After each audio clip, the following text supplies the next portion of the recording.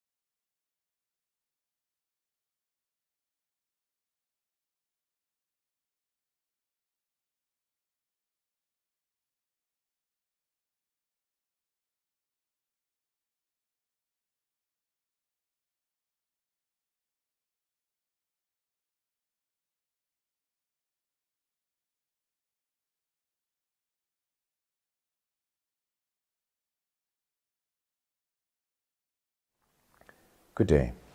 Welcome to the funeral program of Moyikwa Sisulu. Over the next hour and a half, we're going to be sharing with you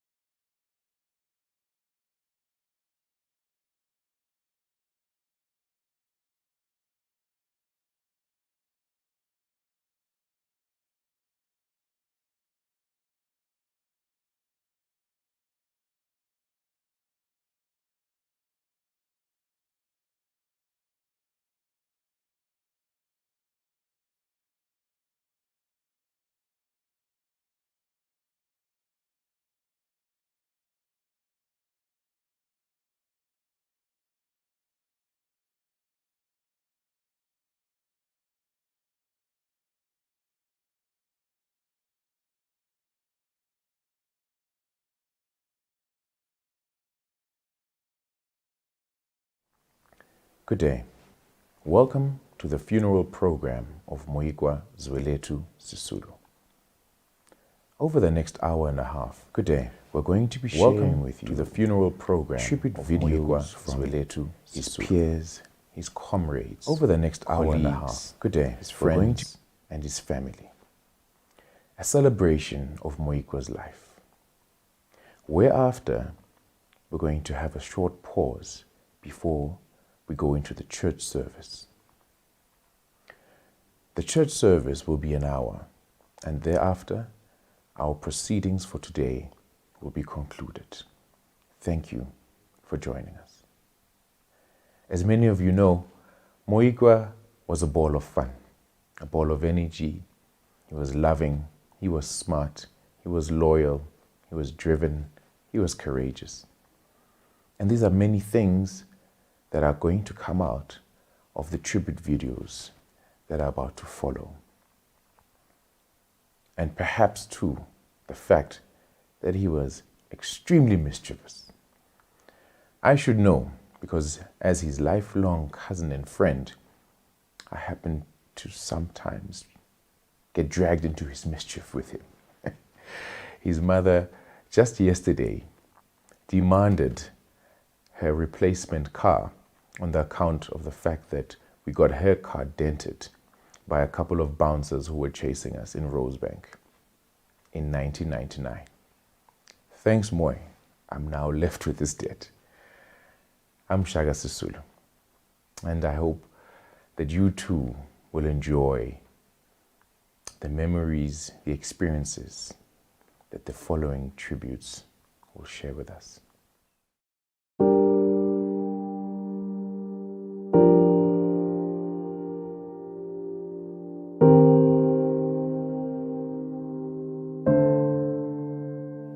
Friends, family, I'd like to start off by saying Tutuzelani ngokuzinketama.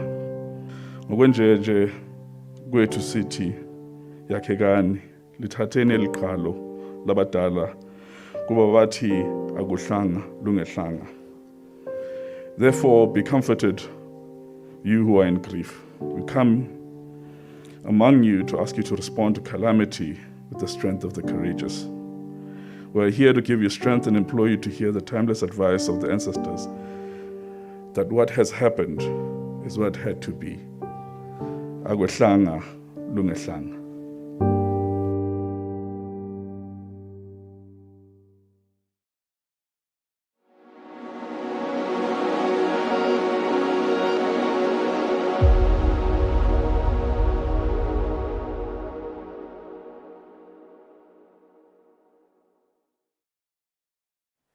Our first tribute today will come from the African National Congress, given by its Treasurer General, Mr. Paul Mashatile. Sis Aisha, the children, the mother, Sis Zodwa, and his sister Zoya, the entire Sisulu family, your loved ones, relatives and friends, the leadership of the ANC Women's League, and the ANC Youth League, leadership of the Alliance, representatives of government, comrades and friends. On this day, we have gathered to say our final farewell to a beloved comrade, Moyikwa Zweletu Sisulu. To Sis Aisha, the children, the entire Sisulu family, your loved ones, relatives and friends, on behalf of the African National Congress, I say to you all, Duduzegani, agwehlanga lungehlanga. His death at the prime of his life is a great loss to his family, relatives, and to all those whose lives he touched. However, we hope that our presence here today will plaster all your wounds and comfort you in the knowledge that you are not alone in your grief. We too are in pain. Our hearts are also heavy, for in Moyi we have lost a dear comrade, one of the finest sons of our country, a loyal, dedicated, dependable cadre of our movement, the African National Congress. We are proud to call Comrade Moyi one of our own. Comrade Moyi was born into the struggle. He was a child of the struggle. The struggle was his life. However, instead of basking in the glory of his grandparents, the revered Tata Walter and Mama Albertina Sisulu, as well as that of his parents, Comrade Zwelakhe and Zodwa, he left his own footprint in the long and complex journey to liberate this country. He upheld the rich and proud struggle tradition his family is renowned for. He fought his own struggles. He earned his pride of place among those we call freedom fighters. As a businessman, Comrade Moyi demonstrated a passion for genuine economic transformation and the empowerment of those historically confined to the margins of the economy and society. He understood very clearly that political freedom without economic emancipation was meaningless. In his business endeavors, Comrade Moyi acted with honor and integrity. He lifted many as he was rising. He inspired many. He provided hope to many. Accordingly, he will be sorely missed by many. The pain of his untimely passing will be felt far and wide, now and in the future. Dear comrades, Comrade Moyi's passing is yet again a stark reminder to all of us that COVID-19 remains a real threat to lives and livelihoods. As the ANC, we call on all the people of South Africa to continue taking steps to protect themselves and each other against COVID-19 by wearing masks, maintaining social distancing, washing and sanitizing their hands regularly, and avoiding crowded places and spaces.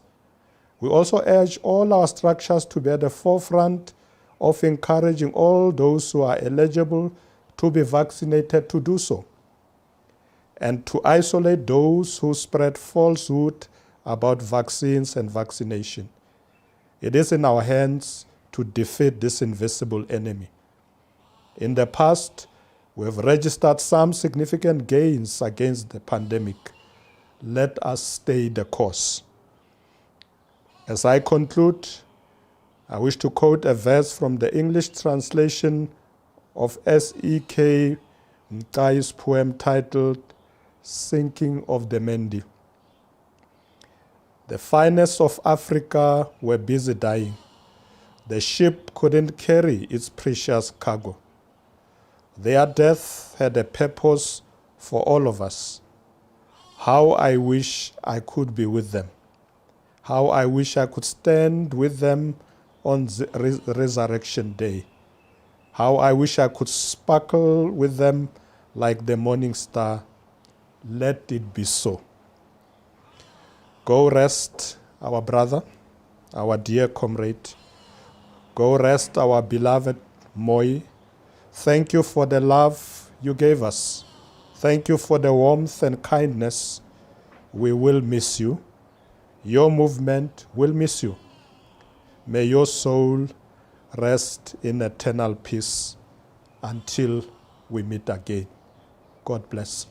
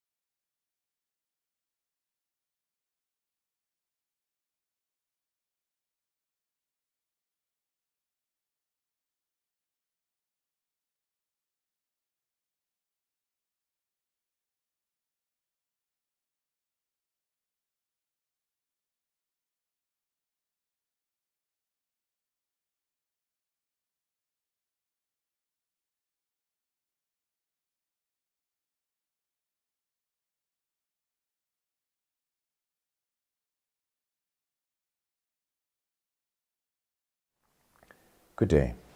Welcome to the funeral program of Moyikwa Sisulu. Over the next hour and a half, we're going to be sharing with you tribute videos from his peers, his comrades, colleagues, his friends, and his family. A celebration of Moyikwa's life. Whereafter, we're going to have a short pause before we go into the church service. The church service will be an hour, and thereafter, our proceedings for today will be concluded. Thank you for joining us. As many of you know, Moyikwa was a ball of fun, a ball of energy. He was loving, he was smart, he was loyal, he was driven, he was courageous. And these are many things that are going to come out of the tribute videos that are about to follow. And perhaps too, the fact that he was extremely mischievous. I should know, because as his lifelong cousin and friend, I happen to sometimes get dragged into his mischief with him. His mother, just yesterday, demanded her replacement car on the account of the fact that we got her car dented by a couple of bouncers who were chasing us in Rosebank in 1999. Thanks, Moy. I'm now left with this debt. I'm Shaga Sisulu, and I hope that you too will enjoy the memories, the experiences that the following tributes will share with us.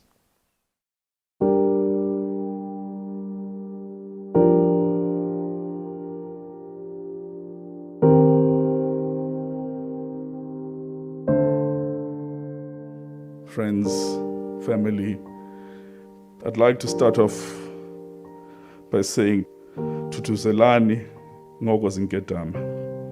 Ngokwenjeje kwethu sithi yakhekani lithatheni eliqhalo labadala kuba bathi akuhlanga lungehlanga. Therefore be comforted, you who are in grief. We come among you to ask you to respond to calamity with the strength of the courageous. We are here to give you strength and implore you to hear the timeless advice of the ancestors that what has happened is what had to be. Agwehlanga lungehlanga.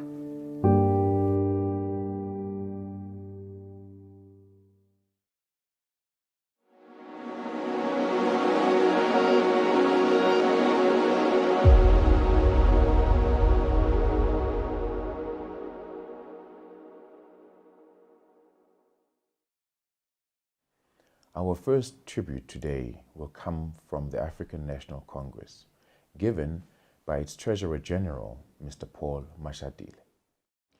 Sis Aisha, the children, the mother, Sizodwa, and his sister Zoya, the entire Sisulu family, your loved ones, relatives and friends, the leadership of the ANC Women's League, and the ANC Youth League, leadership of the Alliance, representatives of government, comrades and friends.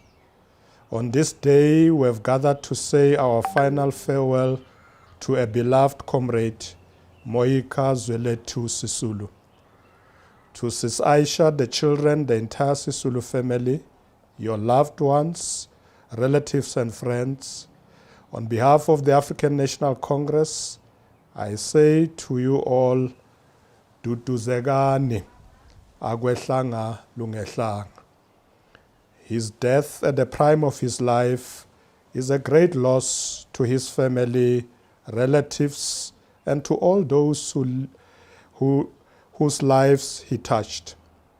However, we hope that our presence here today will plaster all your wounds and comfort you in the knowledge that you are not alone in your grief. We too are in pain. Our hearts are also heavy, for in Moyi we have lost a dear comrade, one of the finest sons of our country, a loyal, dedicated, dependable cadre of our movement, the African National Congress.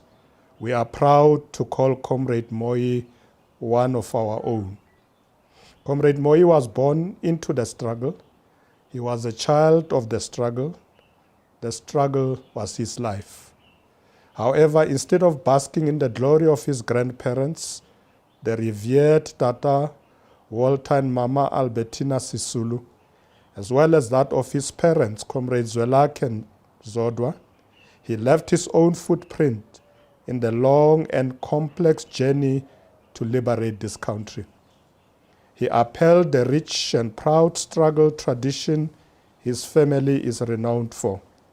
He fought his own struggles. He earned his pride of place among those we call freedom fighters. As a businessman, Comrade Moyi demonstrated a passion for genuine economic transformation and the empowerment of those historically confined to the margins of the economy and society. He understood very clearly that political freedom without economic emancipation was meaningless. In his business endeavors, Comrade Moyi acted with honor and integrity. He lifted many as he was rising. He inspired many. He provided hope to many. Accordingly, he will be sorely missed by many. The pain of his untimely passing will be felt far and wide, now and in the future. Dear comrades, Comrade Moyi's passing is yet again a stark reminder to all of us that COVID-19 remains a real threat to lives and livelihoods. As the ANC, we call on all the people of South Africa to continue taking steps to protect themselves and each other against COVID-19 by wearing masks, maintaining social distancing, washing and sanitizing their hands regularly, and avoiding crowded places and spaces. We also urge all our structures to be at the forefront of encouraging all those who are eligible to be vaccinated to do so, and to isolate those who spread falsehood about vaccines and vaccination. It is in our hands to defeat this invisible enemy. In the past, we have registered some significant gains against the pandemic. Let us stay the course. As I conclude, I wish to quote a verse from the English translation of S.E.K. Mqai's poem titled Sinking of the Mendi. The finest of Africa were busy dying. The ship couldn't carry its precious cargo. Their death had a purpose for all of us. How I wish I could be with them. How I wish I could stand with them on the resurrection day. How I wish I could sparkle with them like the morning star. Let it be so. Go rest, our brother, our dear comrade. Go rest, our beloved Moyi. Thank you for the love you gave us. Thank you for the warmth and kindness. We will miss you. Your movement will miss you. May your soul rest in eternal peace until we meet again. God bless.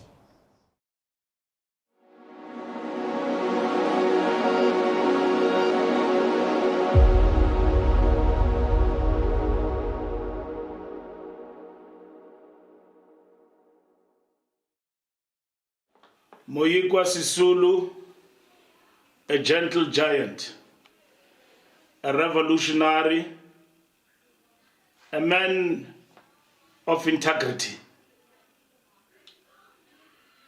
a gentle giant. Moyikwa was a member of the African National Congress.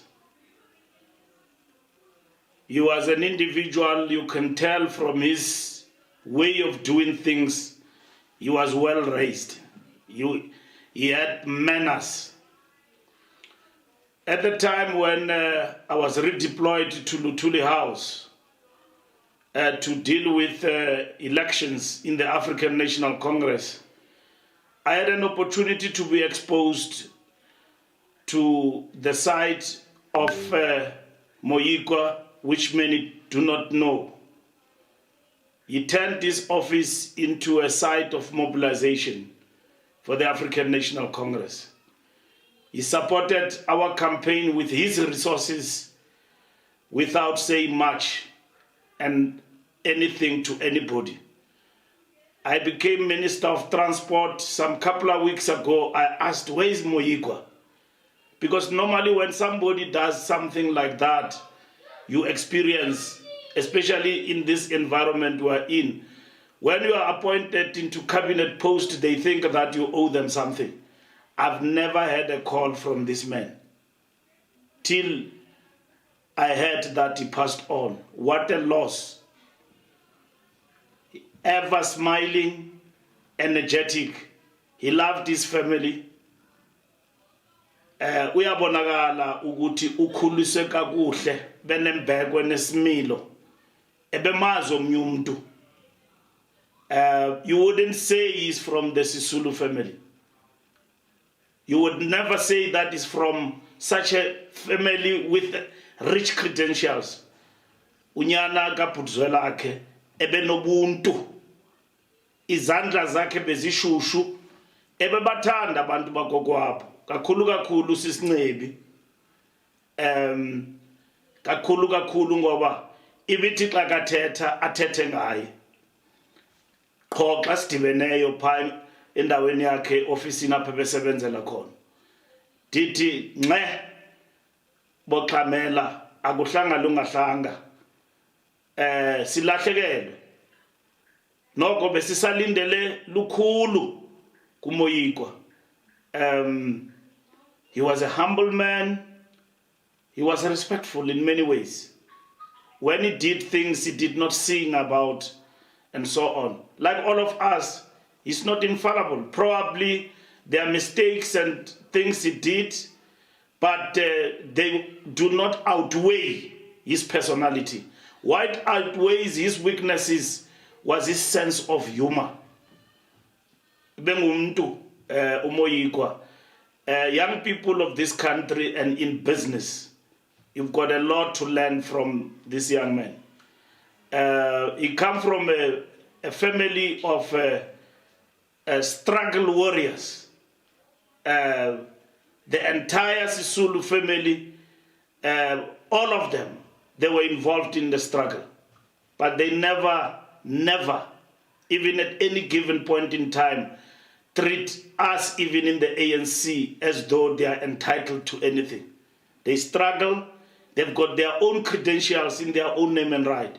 So was Moyikwa in business. He never brandished the name of Sisulu to get through things, to get things done for himself.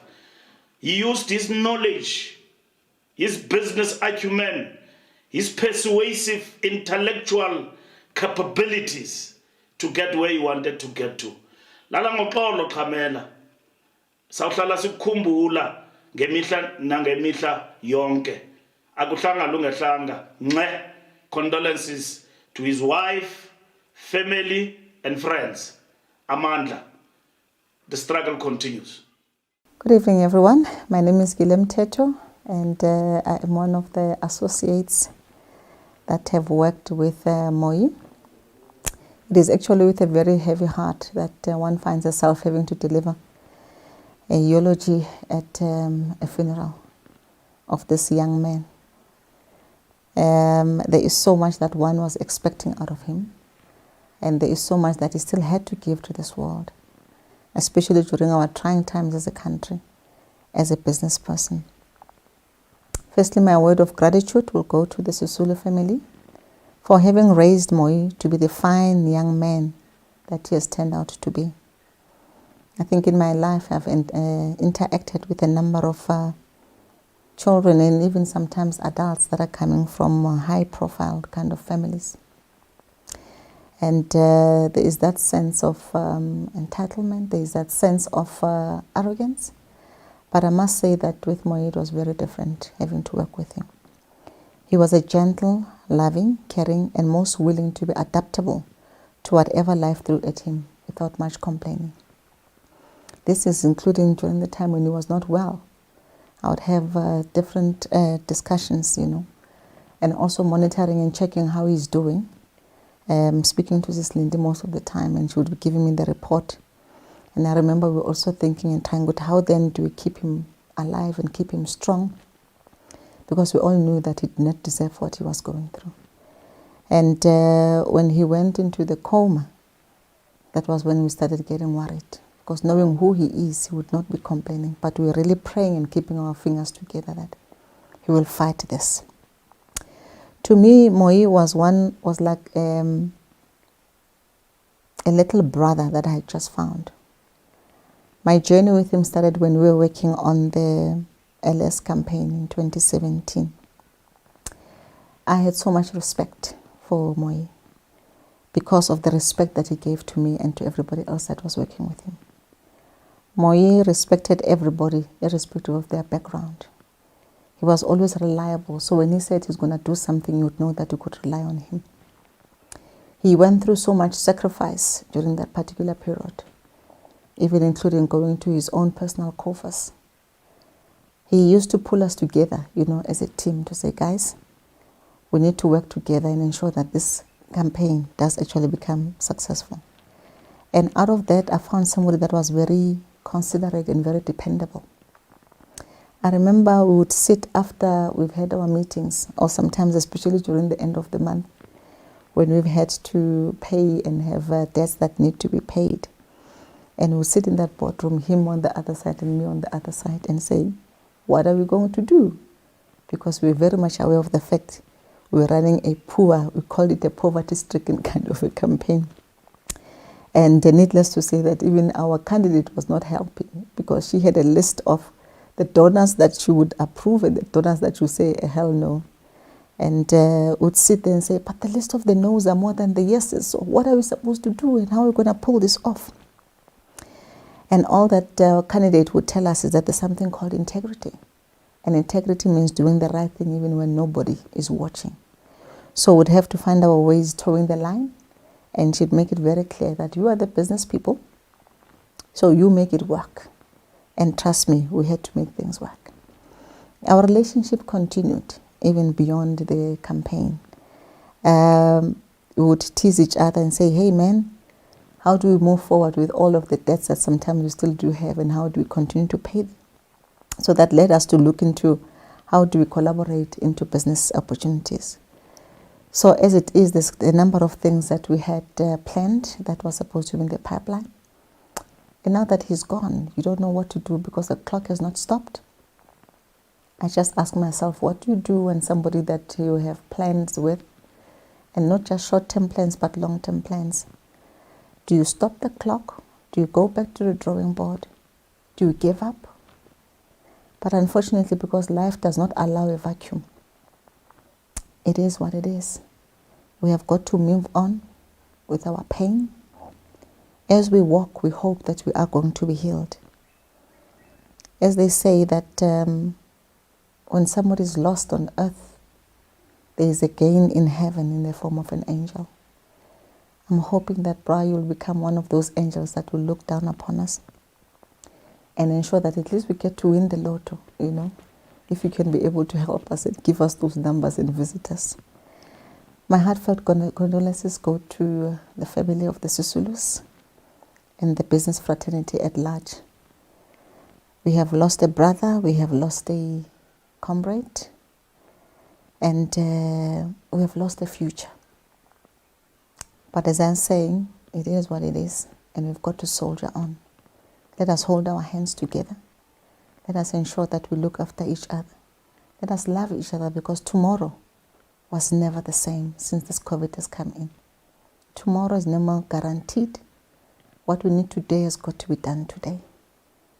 I love you so much, bro. And I hope that you've rested and you found a better place somewhere. May your soul rest in peace. Thank you.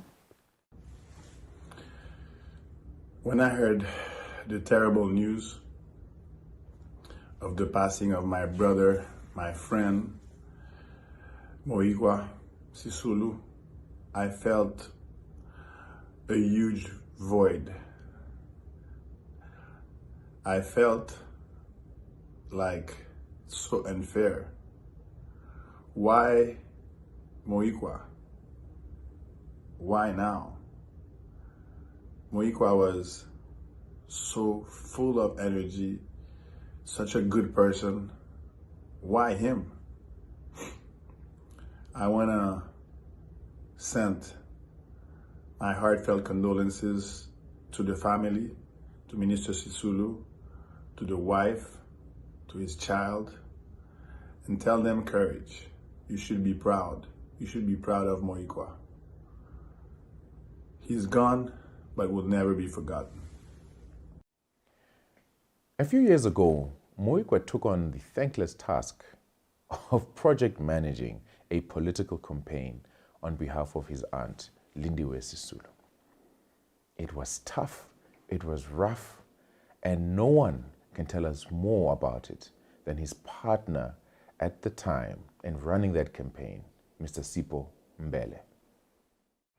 Gofa ona mahloni, mhlaba noni, program director, abefundisi, the Sisulu family, the ANC leadership present, ladies and gentlemen. Uma sithandaza sithi ayenzakala intando yakho in our Lord's Prayer.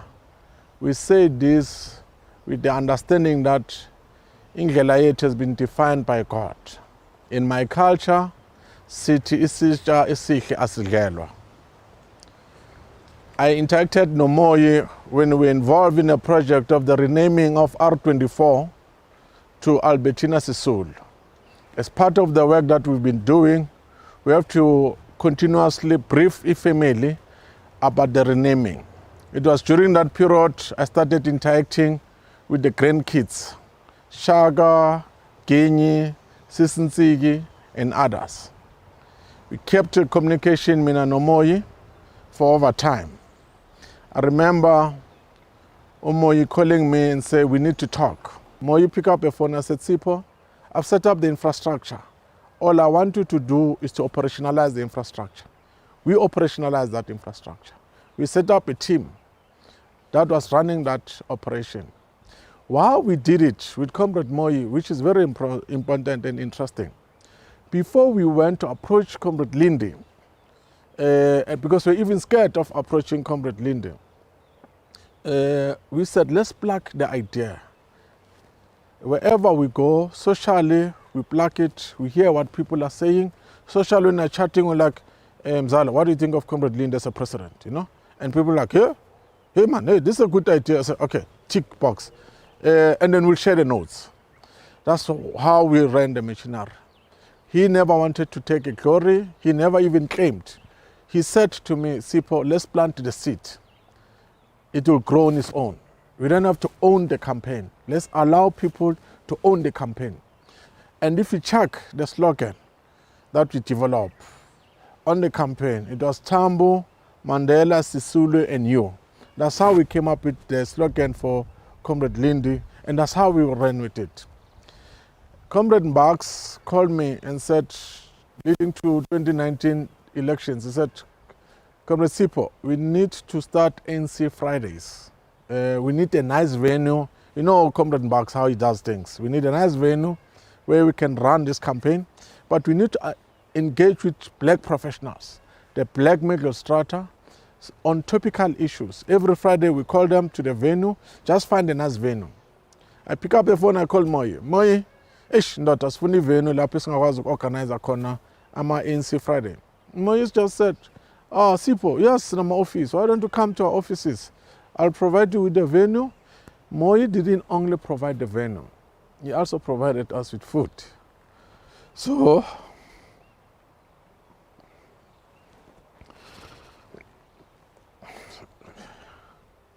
even when he was hosting us, as a guest, Moyi didn't say, because it's my venue, I want to welcome people. We hosted different ministers who came to his venue for these events. I'll call him, good Moyi, come meet the minister. And Moyi will walk in and say, hi minister, Batinzokbulisa, you know me, Ngumoyi. And he'll leave. He never said, minister, I'm a businessman, I need a tender. He never said, Sipo, give me a platform, I want to sell my business.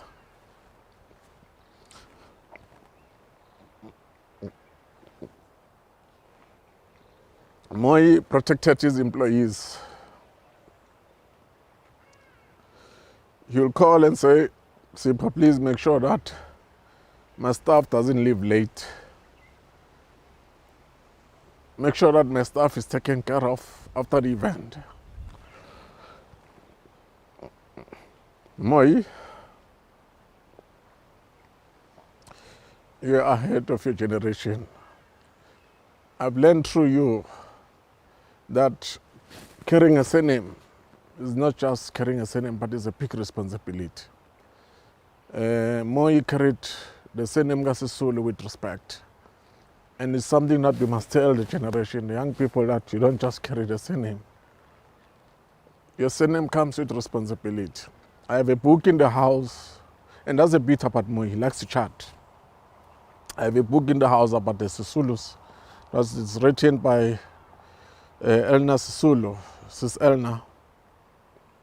I stopped reading the book because here is Moyi was able to narrate about the family history. He will explain, he will simplify it for me. As I bid farewell, Moyi, it is well with my soul. Thank you. The best boss, someone said to me about Moyikwa. I wonder what other revelations we'll hear from his colleagues.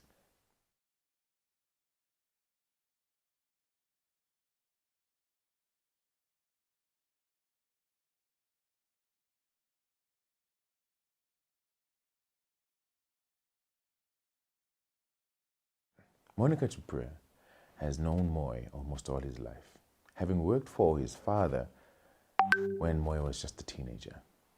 Over the years, she has come to see him grow into a man and eventually her own boss. Let's hear from her now. What a sad day today. It's not every assistant that can say, like father, like son. And my journey with the Sisulus is way back, 94, 95, and it was a privilege and an honor to work for the Sisulus and still be with them up till now.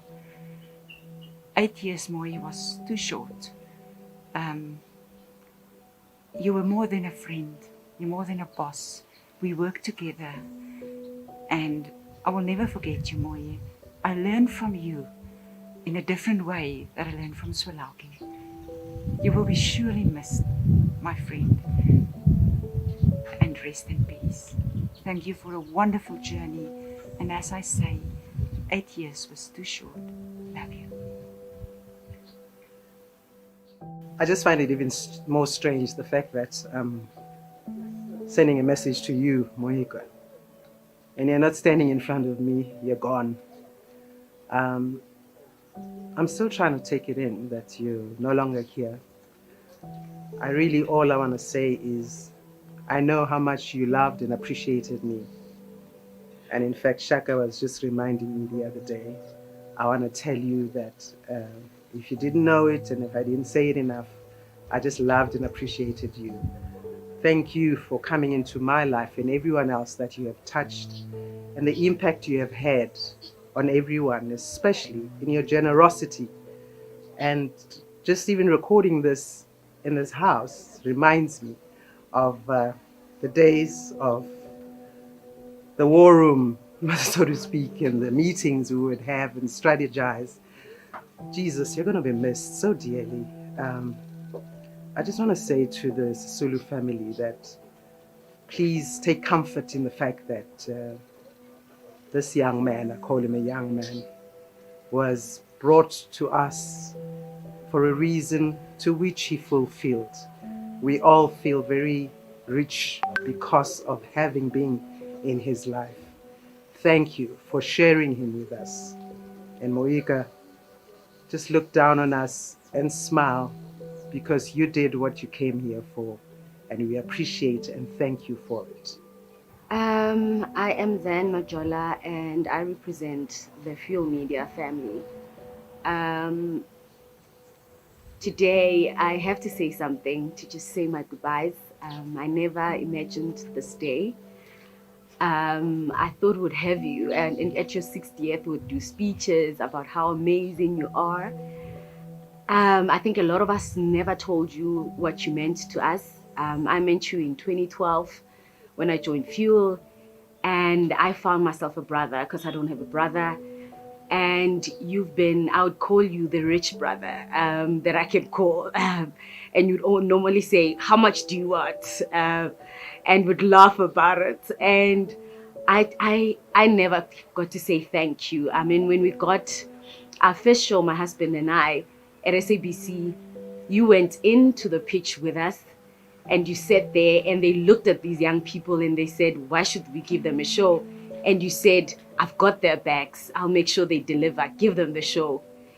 And I can never thank you enough, Moy. You are one of a kind. You were one of a kind. Thank you so much, Moy, for an amazing life. And thank you for the contribution you've had in our lives. Thank you so much. We love you. Hi, my name is Lance Stir from Motherland Get a Rough. And yeah, this is a really, really sad day.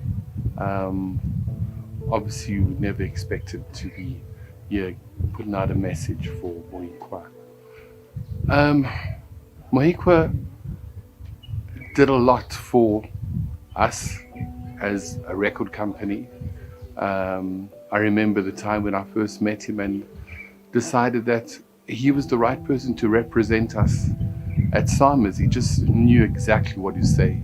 He knew, he would say things that most probably I would say, right? And you could trust him.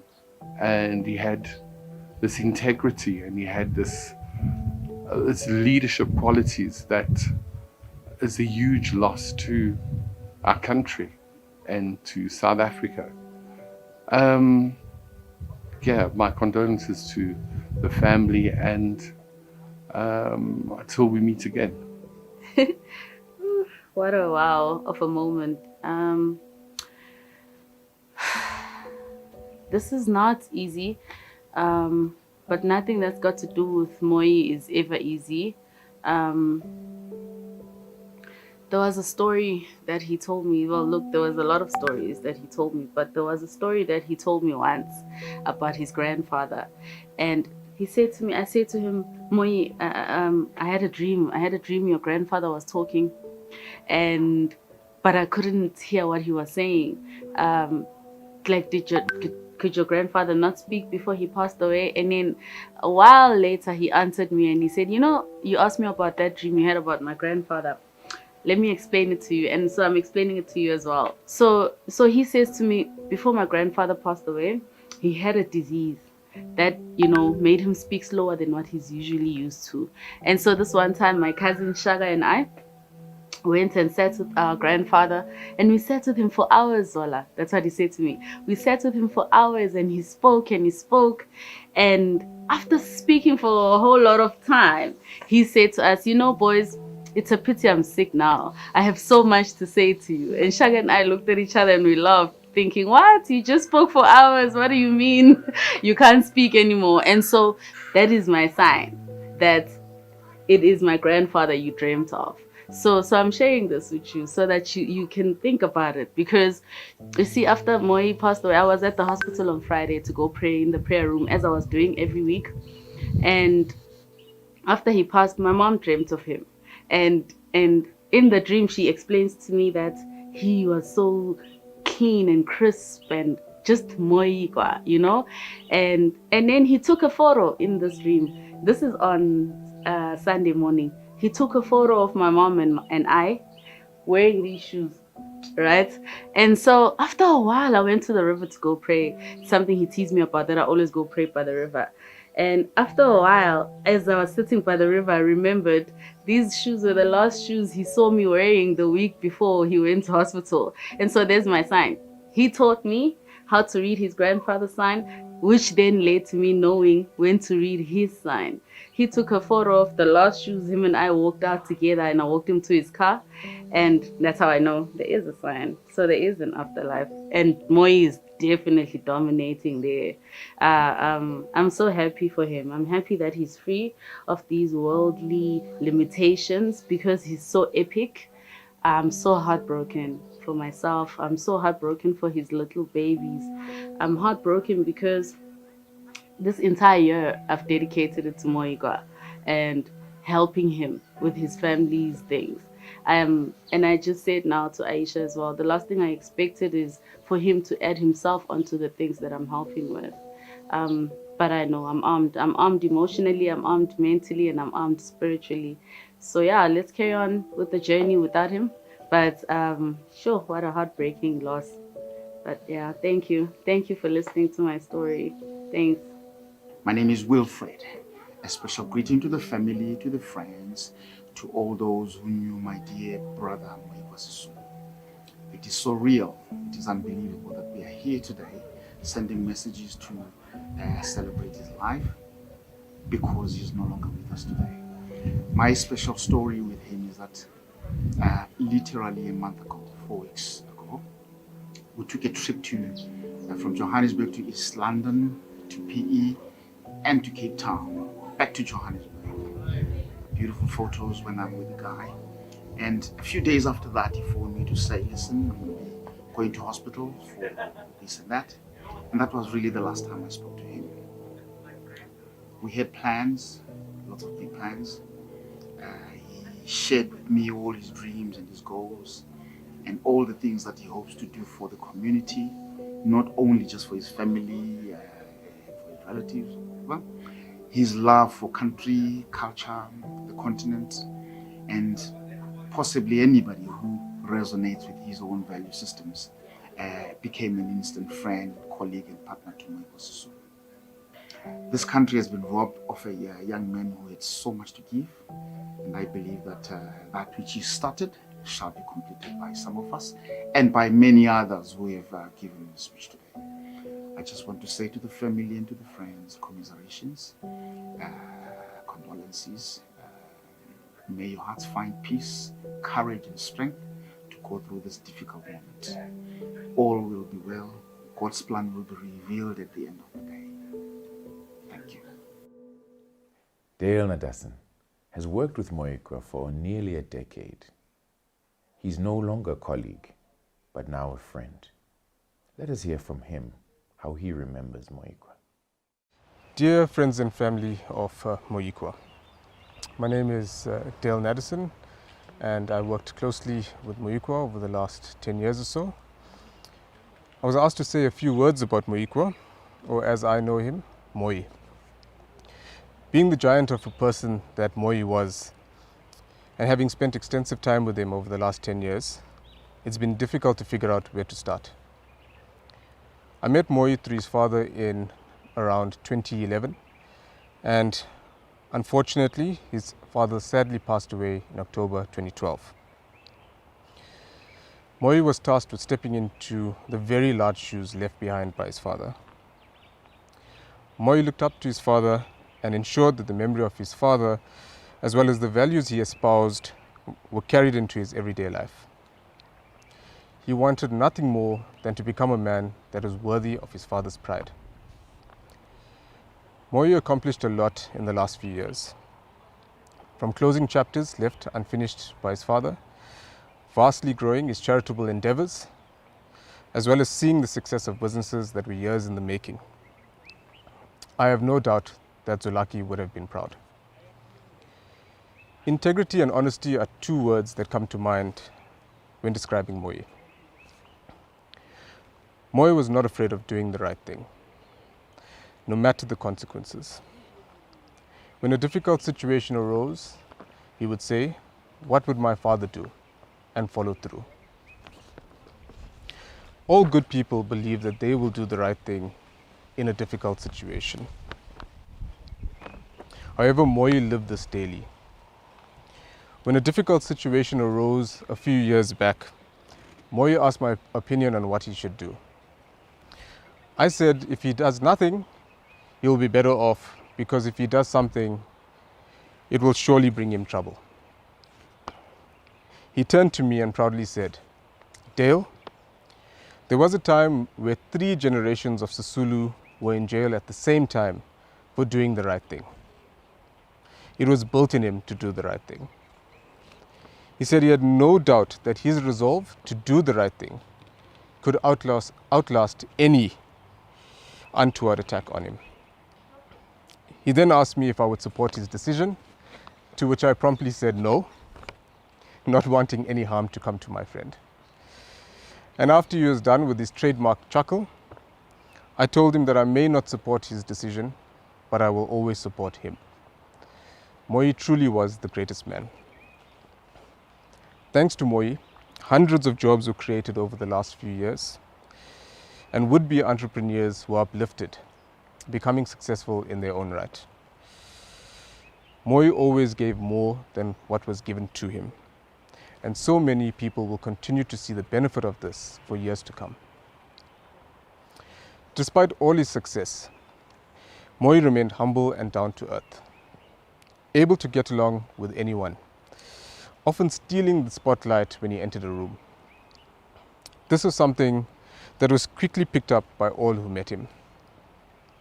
He would get to know people, not just superficially, but would really take an interest in people, usually remembering not just their names and their interests, but the names of their children. This becomes remarkable only when you realize that he did this with everyone, down to the cab drivers that we traveled with. Most cab rides would end in confusion by the driver due to the oversized tip left by Moyi. And if Moyi expected to travel in that area again, an exchange of numbers would be the start of an exclusive taxi service arrangement for that area. This was true of most arrangements that Moyi made. His view was that if someone did something well, you supported them, showed them loyalty, and helped them grow. Business trips through the years had a common ending: a dash to the shops to find the perfect gift for Lita, his daughter. No ordinary gift would do. It would have to be spectacular to match his spectacular daughter. While in recent years, minutes between meetings were filled with conversations about Aisha, the love of his life, plans for their future, and the family he was proudly growing. Aisha, I've not had the pleasure of meeting your family, but I know all about life in Atlanta, your mom's travels, your dad's business ventures, and your achievements, because Moyi just could not stop speaking about you. He was proud of the woman you are and the life that you had given him. To Mazodwa, Zoya, and Zieka, Moyi loved you dearly and reveled in your happiness and success.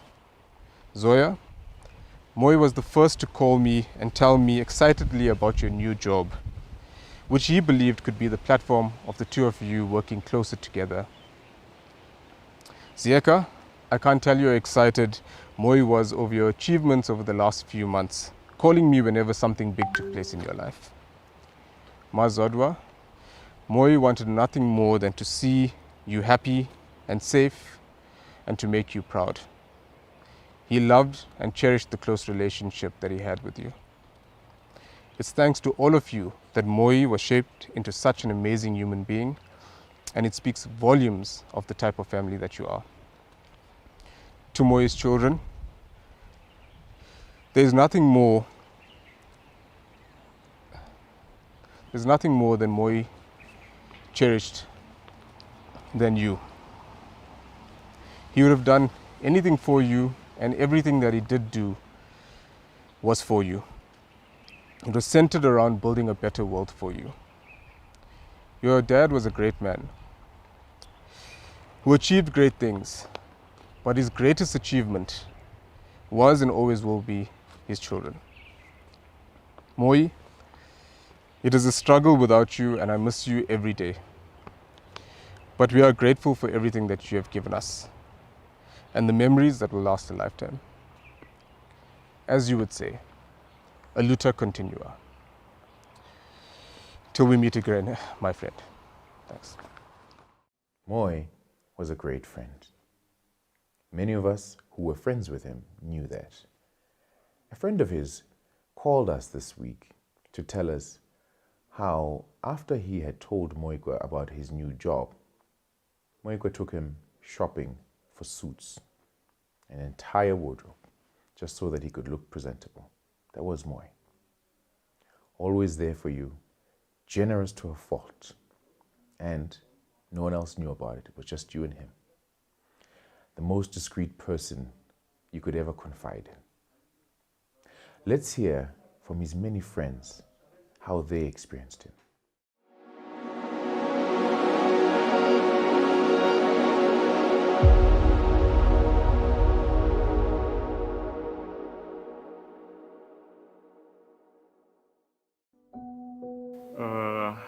Moyikwa, Com, as we affectionately refer to each other. Words fail me, and I think you understand the pain that I'm feeling at the moment. Before you departed, you understood the pain that I was going through, and you were there, and I did not know that I would be feeling this particular pain as well for you. A very good friend and a brother. Shared a lot of memories together. Shared a lot of business engagements together. We had a special kind of brotherhood. You will forever be in my heart.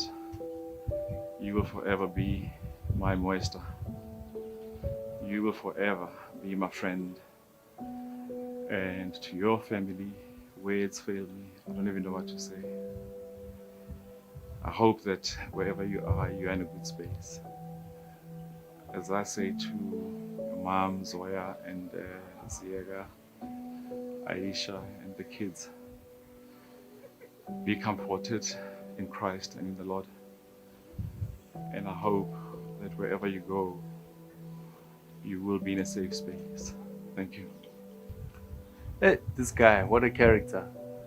What a character. Walked in the corridors of great business moves and politics and all highfalutin things. But we rolled in the gutters too, man. Moyikwa was in the gutters of production, in the gutters of the Kwaito era, putting that stuff on TV. We worked together back in the 90s, in the late 90s, into the 2000s, creating a television show together that we were just having fun in the back office being crazy. But we were creating a culture and a movement. And I think these are the kind of influences that Moyikwa had on this country that people might not even know about. We created the first show for a Black South African audience that was real, that brought the Kwaito scene onto mainstream media, changed the media landscape, changed the music landscape. And this is something Moy was doing for fun, as a hobby almost, you know what I mean? But it's that kind of impact that you can judge someone from. He's the kind of guy that had impact wherever he went. Just seeing his pictures here now just wells with emotion, man. That smile, that energy, that character, that non-conformity, and yet being able to conform and hold responsibilities and be a father and a businessman and a husband. So today we just remember Moy, and we thank the universe for sharing him with us, and send love to his family, and just know that he touched many, many lives, individuals, and touched the entire country, this guy. So go well, my friend. Bless up. Well, it's my second take, and the second one I'm able to take it because I keep thinking about Moy's crazy smile and laugh loud. Moy, go in peace, my brother. I'm gonna miss you and know that I've loved you every day, even when you and we had our differences, my brother. You were a brother to me, to my family, and I just want the Sisulu family to know that Moy was really loved by myself, my family. When Moy would come on the other side of the world, my family would not allow Moyikwa to go to a hotel. So Moyikwa Hotel's room was always empty because he had to come to my house. My aunt would drive an hour to come and cook for Moyikwa because Moyikwa loves his Haitian food. So, Moy, man, go in peace. And the family want me to tell you that they love you, and I love you, my brother. Thank you for everything. I can't believe that 20 years of friendship ends like this, just in a moment, and it's all gone. I remember our first cousins dinner. I think it was probably 1999 when we all got together, Tulani, Shaka, Shay, yourself, in my home, and all those remarkable cousins dinners we did over the years, which were later replaced by lunches at Saint. And I think the next lunch was supposed to be on me. I just can't believe that it's all gone. A remarkable individual, an amazing legacy, a true tribute to a great legacy of a family that has contributed so much to South Africa. But more than that, the loss is a very personal loss, a true friendship, something that we've built over decades together. And I cannot believe it ends in such a tragic way with such loss to me personally, but more importantly, to your family and to everyone around you who will forever miss you so greatly. You are forever in my heart, forever in my soul. Moy, I will miss you forever. Sanbonani, my name is Shamalani Shibambo. I am the daughter of Sibongile Shibambo. Where does my story even start with the Sisulu family? I am a child who was raised by this family, who was taken care of by Moyikwa's father, grandfather, and Moyi himself. Today is a highly sad and frustrating day that we lose someone so young, with such big dreams, with such a big heart, an incredible love, and just the genuineness of, wow, I don't even know where to start. Mam Zodwa, I'm sorry for your loss. I didn't think we'd have to stand here and send you condolences after Tata's death. Zoya, I'm sorry you've lost a brother, and I pray for the Sisulu family. The Shibambo family sends all their condolences. The Mjali family, you're in our hearts and our prayers. And may his soul rest in peace. Moyikwa, I'll always hear your laugh. I'll constantly remind your kids how loud it was, how so much it sounded like your dad's, how you looked like your granddad. You know, you'll be remembered for the history books. You changed so many lives, including my own, and it's a sad day. I can't believe we have to do this life thing and you're not here in it. I'm praying for you and your family, and all my love. Thank you. A friend, a would-be business associate, and a mentor. Mcebisi Jonas was very close to Moyikwa. Here, he speaks more about the man he knew. Let me thank those who invited me to come and pay tribute to Moyikwa. Let me also pass condolences to the Sisulu family as a whole, his friends, and as well as his partner Aisha. It's very interesting because when I heard of Moyikwa's passing, the first thing that came to mind was that he comes from a family with name, almost a dynasty in South African politics and in South African society as general. And in the world, throughout the world, people who come from such families tend to have an air about themselves. They tend to have entitlement. They tend to be noticed whenever they moved. Moyikwa was completely different. He was humble. His humility was to an extent that if he walks into a situation, you would hardly notice that he is there. His credentials were never branded around. His family name, he never branded it around. And yet he was very conscious about keeping the name, the values, and what the family stood for. And he was very clear also that he was not his grandfather or his father or his grandmother or his aunts.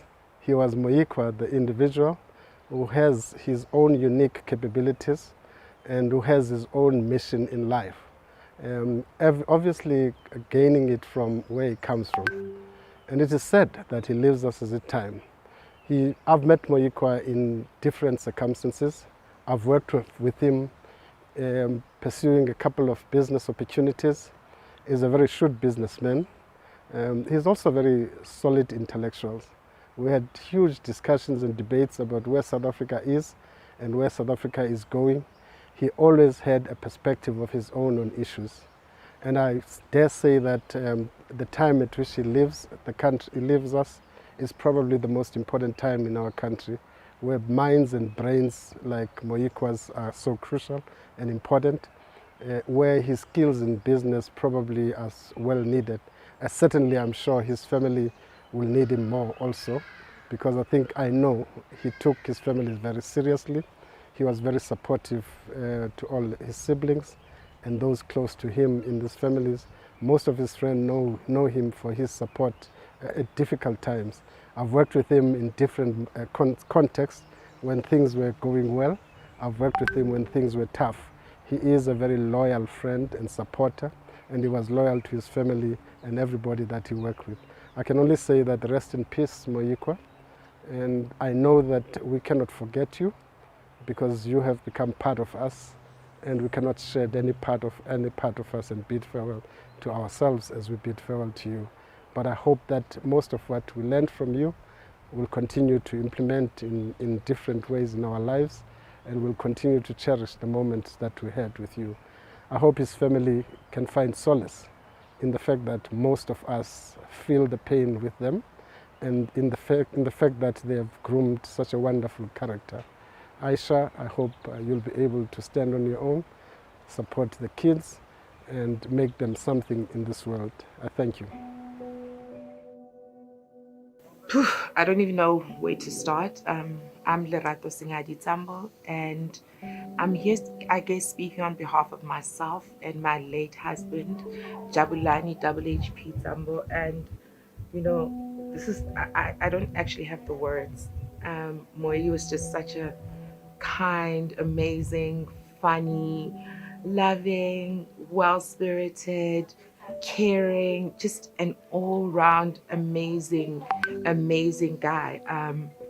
My husband and I knew him separately, and when we both found out that he's our guy, it was just like a whole massive celebration. And Moyi has always just been there as like the light at the end of the tunnel, the silver lining, the source of laughter. I mean, if you know Moyi, you know his laughter was just like super contagious. And, it hurts a lot.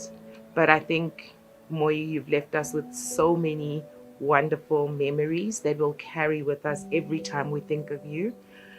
Yeah, I know you are in heaven right now with Jabba, just doing the most, the two of you, laughing out loud, just like doing what you guys always did. And I'm sending all my love and prayers to the family, to his life partner, to his parents. It's never going to be easy, ever, and we love you all. We love you, Moyi. May your soul rest in peace.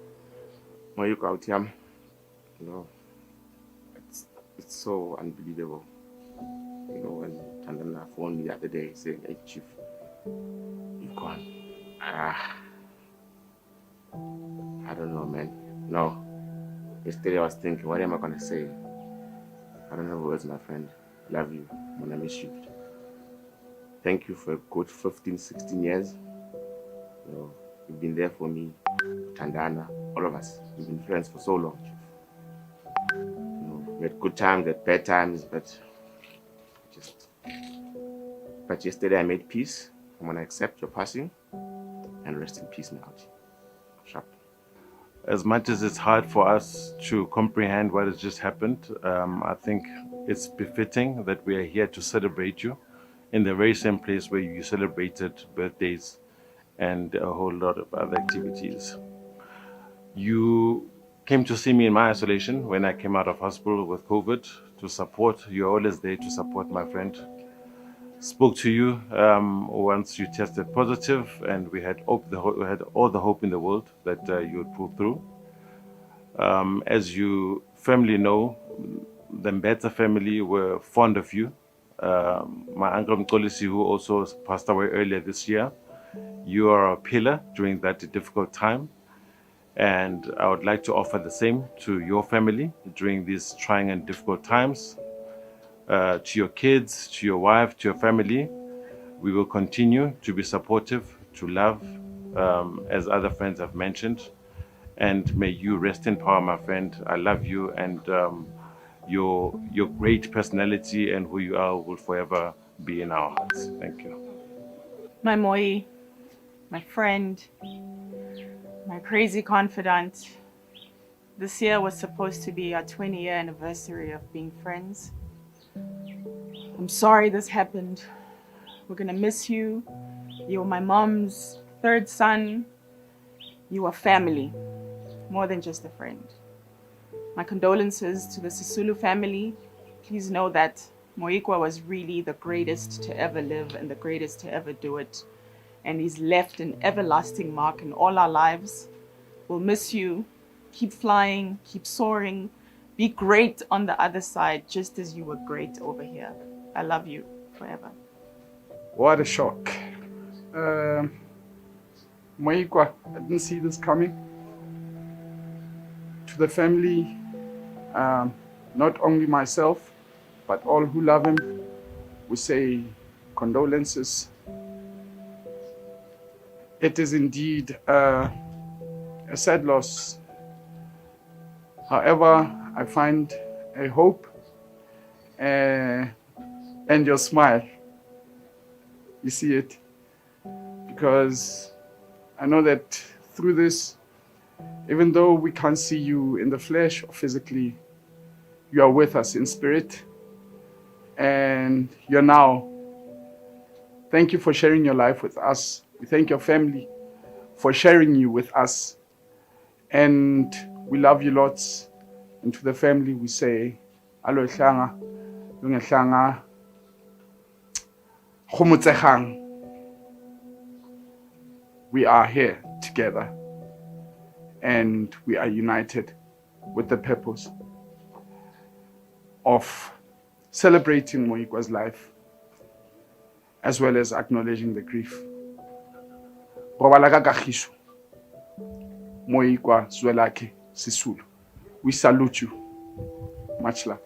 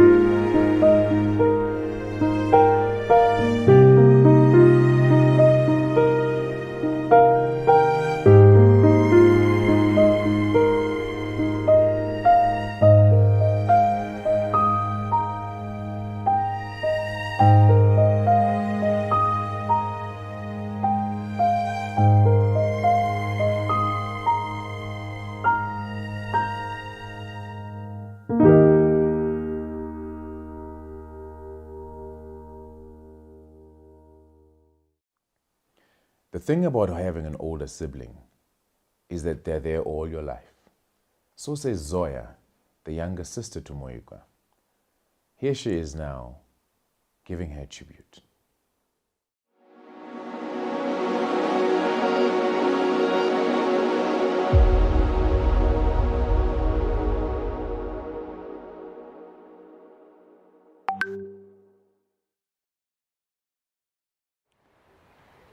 It's really difficult to imagine a world in which you're not here with me.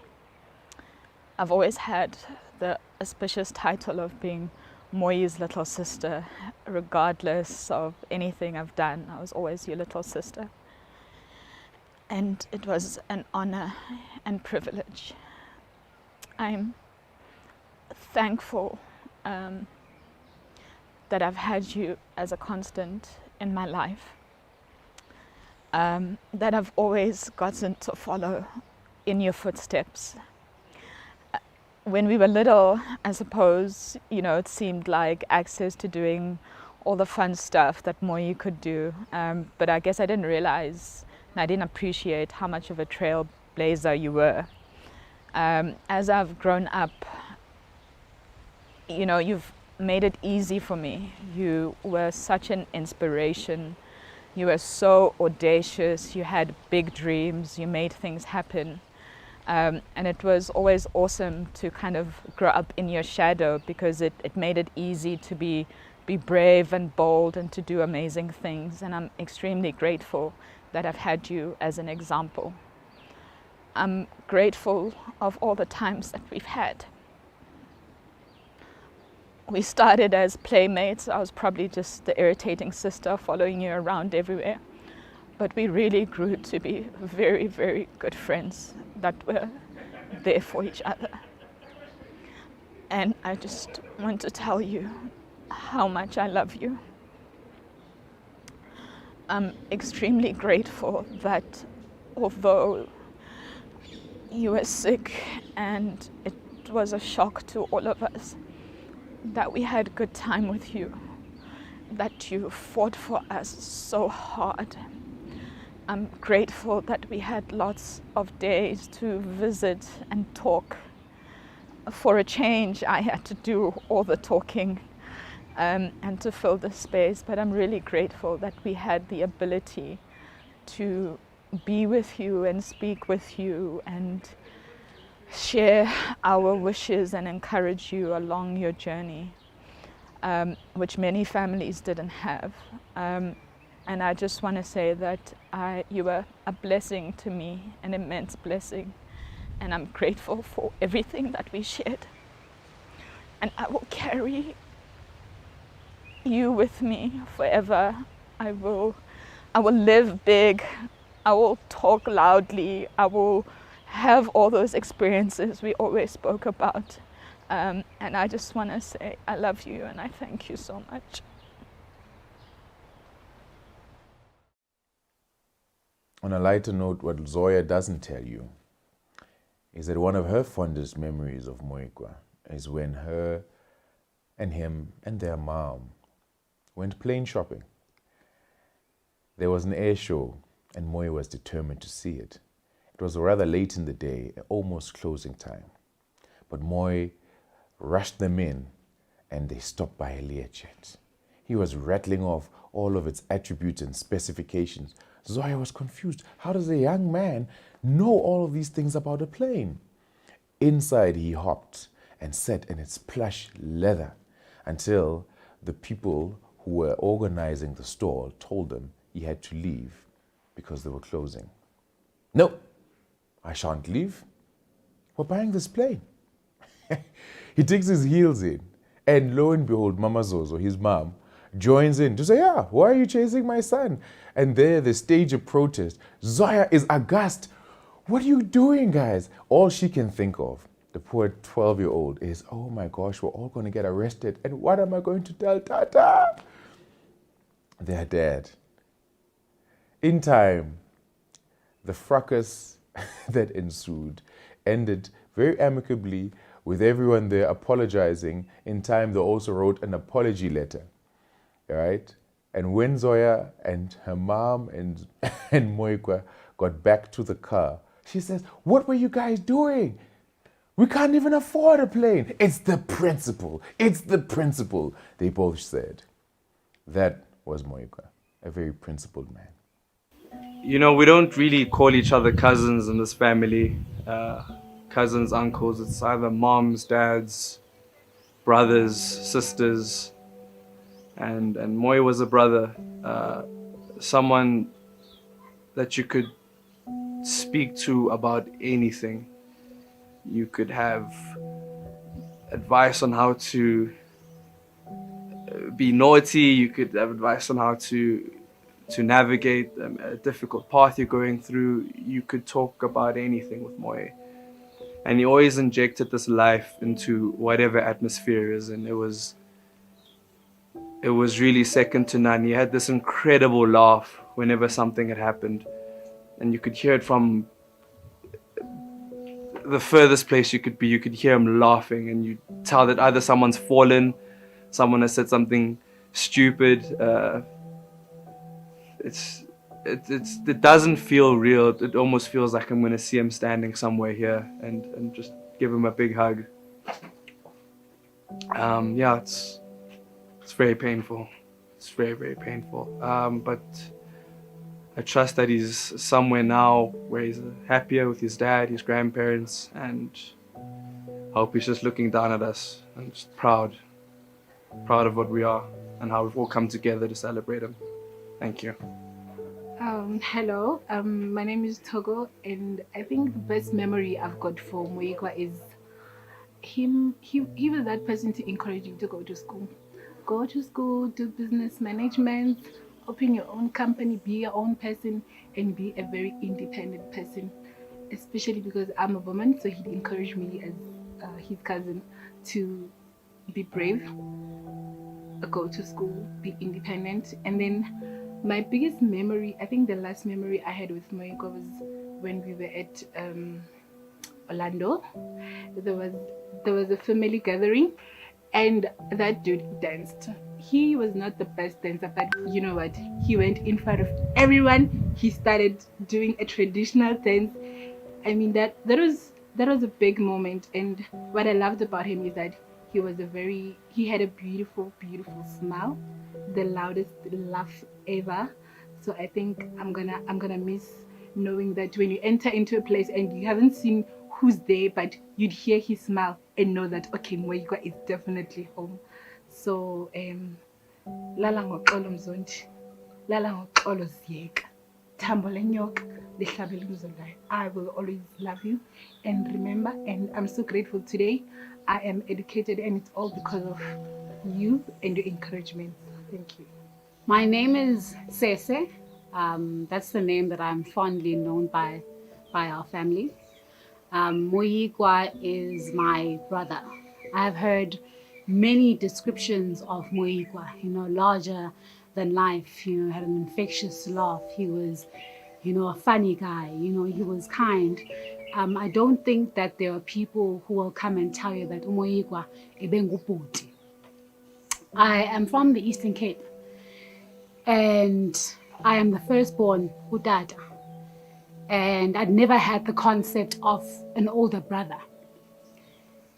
And I moved to Johannesburg, and I adopted 3 brothers.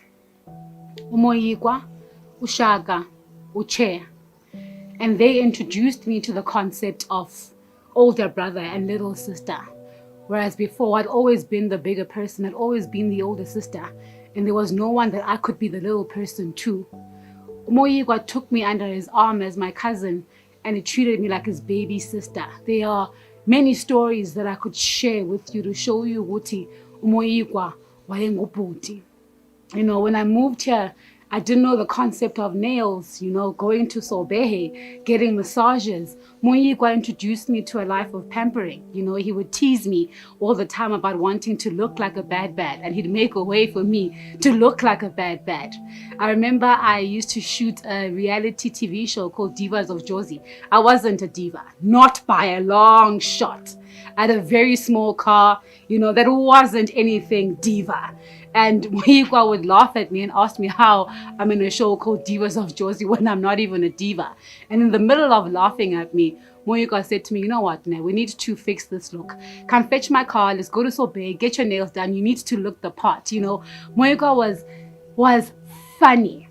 You had the best time with Moyikwa. He wouldn't leave a conversation without you being in stitches. Moyikwa was kind. I did not need anything. Don't tell Shaga's wife and Chair's wife. They might just, close my big brother wallet. But I never needed anything. Moyikwa was the kind of person I could call to tell about stories I couldn't tell my dad. I'm stranded somewhere. The club has closed and I need someone to pick me up. There aren't any cabs. I can't get an Uber because my phone had died. Moyikwa, Shaga, and Chair are always those people for me. They filled the role of older brother, and it saddens me to know that I've lost one of those people. My lobola negotiation. My final lobola negotiation was in July. And that was when Moyi was expecting his second baby. And I wanted him to be a part of the negotiation process because I did not have older brothers and he was one of them. I'm sad that he's not going to see me, evolve from a bad to a wife. And I would have loved for him to be a part of that process. We are going to miss his infectious laugh. I'm going to miss the e-wallets. I'm going to miss the pampering. I'm going to miss the chuckles, the teasing. And I hope that he will rest softly. I remember Moyi to be a very charismatic person. And he was very optimistic. So much so that the one time when we were at his dad's gravesite, he asked his dad to miraculously change my matric marks because I was waiting for my matric results.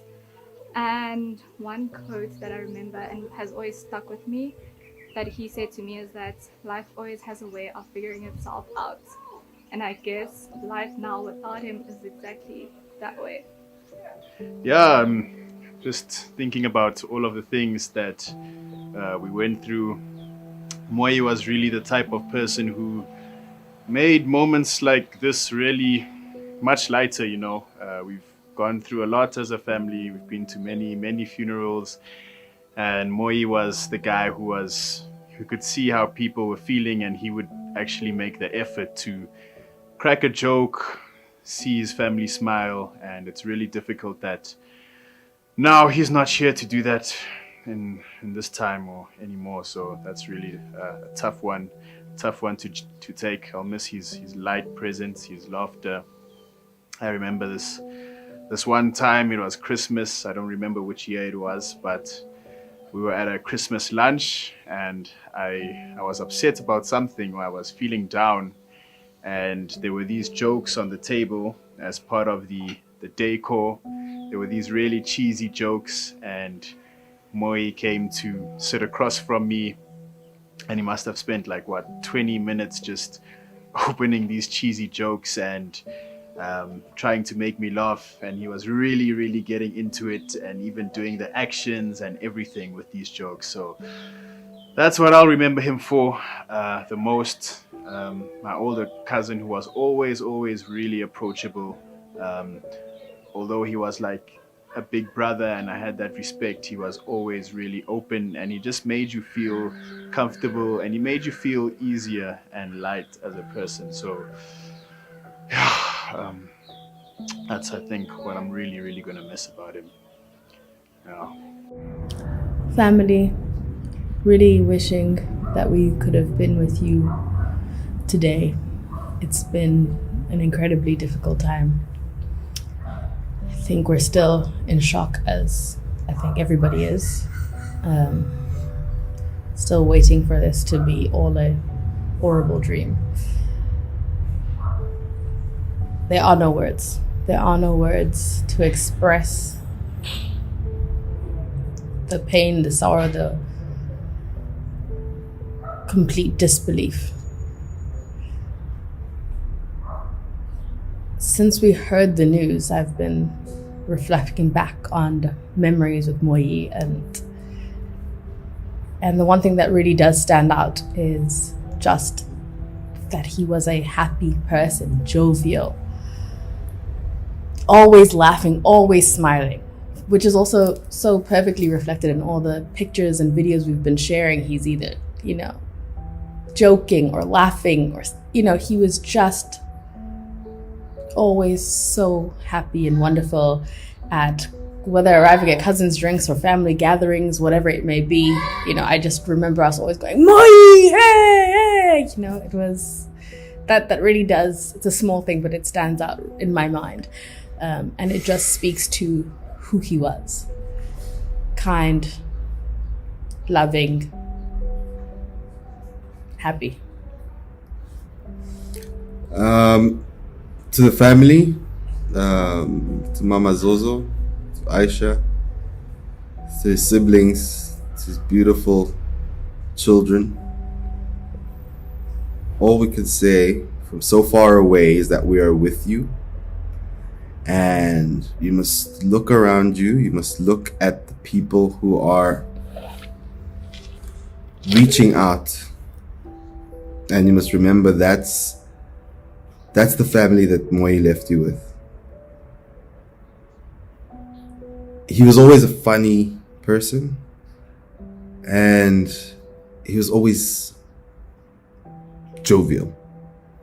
And if you were ever around him, you knew that you were cocooned in a space where that person gave their full selves. We will miss Moi, but he will forever live on in our hearts.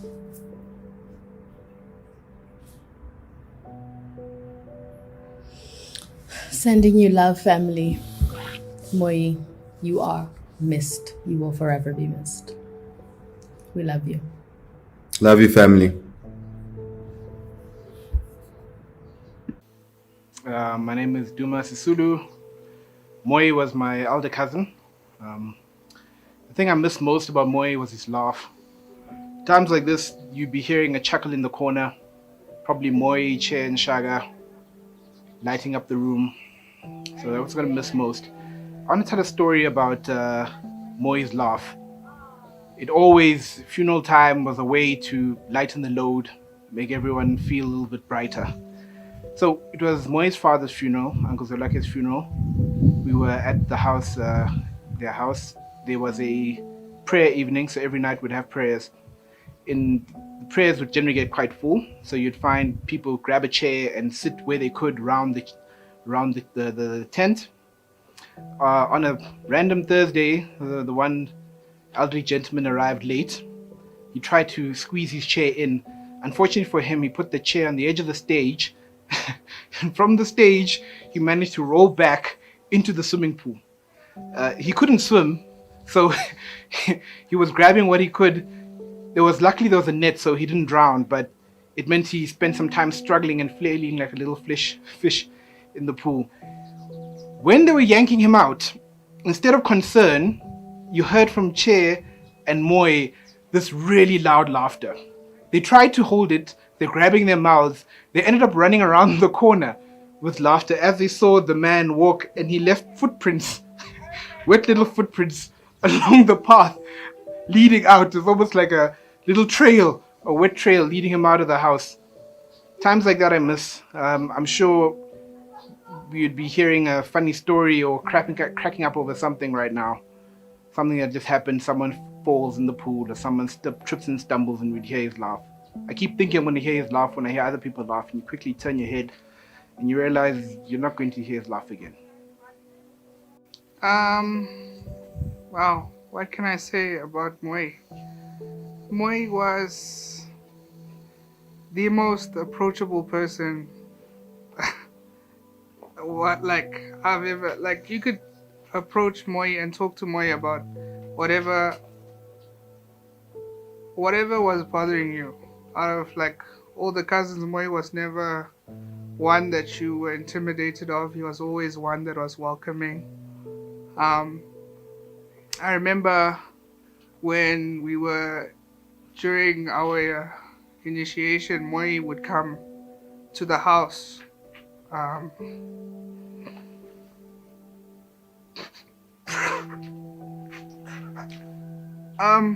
Moi would always be one to check on you. He would always be one to ask you how you are, even when you never told him anything. He'd always have this sense like his dad, you know. Moi's dad was the kindest person to everyone, not just us, his family, but people outside. Moi was, he never ever wanted me to call him Uncle Moi, he always said he's not old. You know, because he was always Moi, and that's what he'll always be to me, and I miss him, you know. I remember when my grandfather died, like, Moyi was one of the first people to come to the house, you know, and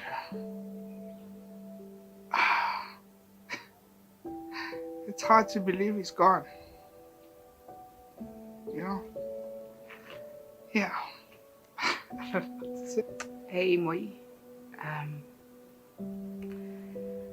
It's never easy, no matter how ill one was. I try to recall happier times, but my heart kept going out to Zoya, to Z, to Mama Zozo, to Mama Kulu and Nabi as well. And most heartbreaking, of course, are the kids and Aisha. I thought you'd lived life, and you've lived it to the fullest. I'm truly grateful for the times we shared, the times we thought we could actually turn the youth league around. And how quickly we realized that R250,000 was really nothing. But at least we held each other's hand as we tried fundraising efforts for the ANC and the ANC Youth League that we thought we could restore, or at least contribute to its restoration. But that was not to be, but all is not lost. Your work will always be recognized, as it is being recognized through your memorial service, through the tributes that have come through from the ANC, from friends, and most importantly, that you're an ancestor now. Mdala ngoku. Usijonge, usijonga abantwana Moyikwa. Elokuhle uza kumela ukuhle nyani. Irhasi siyabulela ngobakho kwakho. Siyabulela konke ukukenza apha emhlabeni. Sungadini xa ufike kwela cala. Usipulisele. Usokufuphe wena kuYehova. Sithi xa kufanele sithumele iverse notes zakho. Yaqomba uPhilippians 4:6 saying, "Be anxious for nothing and in all prayer, in everything in prayer and supplication give it to the Lord."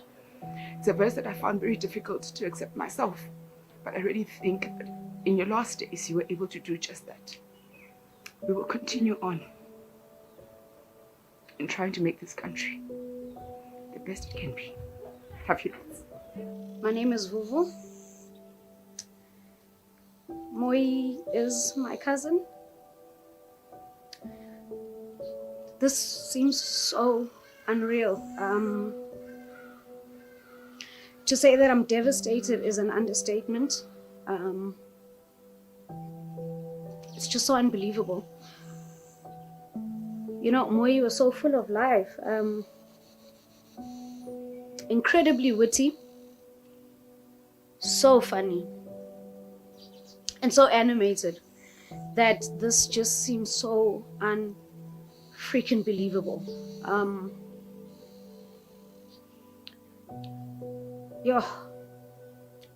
We prayed so hard.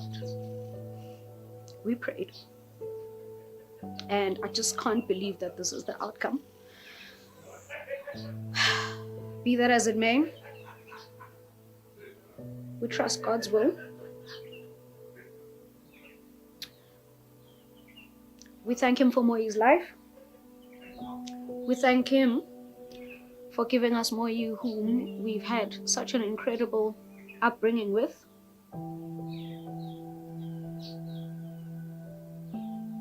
This is just unreal. Damn it. Yo, Mtansekai, we love you so much. We miss you terribly. Yo, ulale ngoxolo mzondi.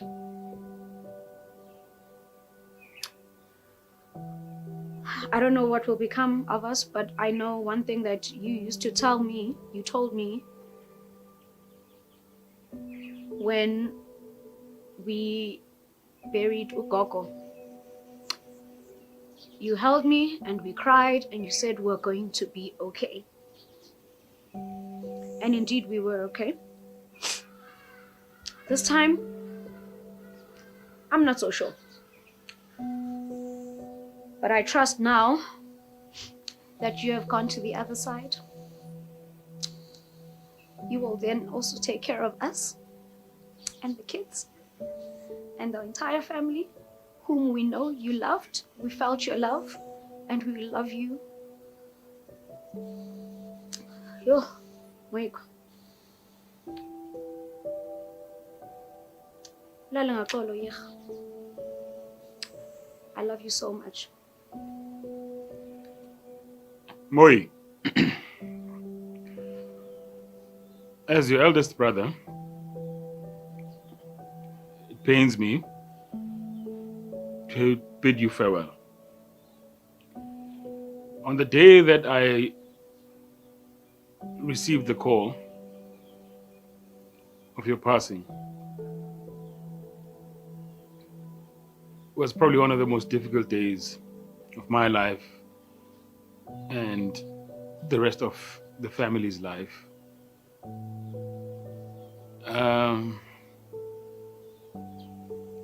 Getting there to the hospital,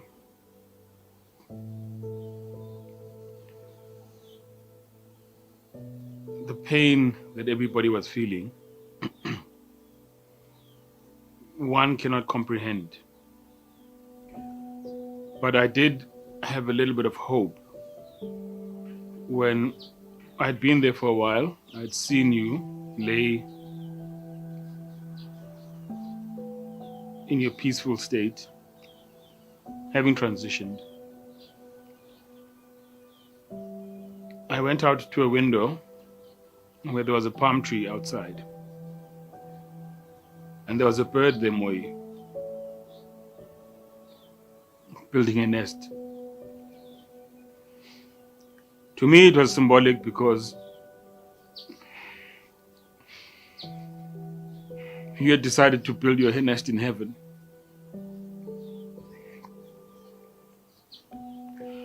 You had decided to build your nest in heaven. You left Melogutle, Naya, and Lilita with Aisha, the mother hen. I want to bid you farewell, Moyikwa.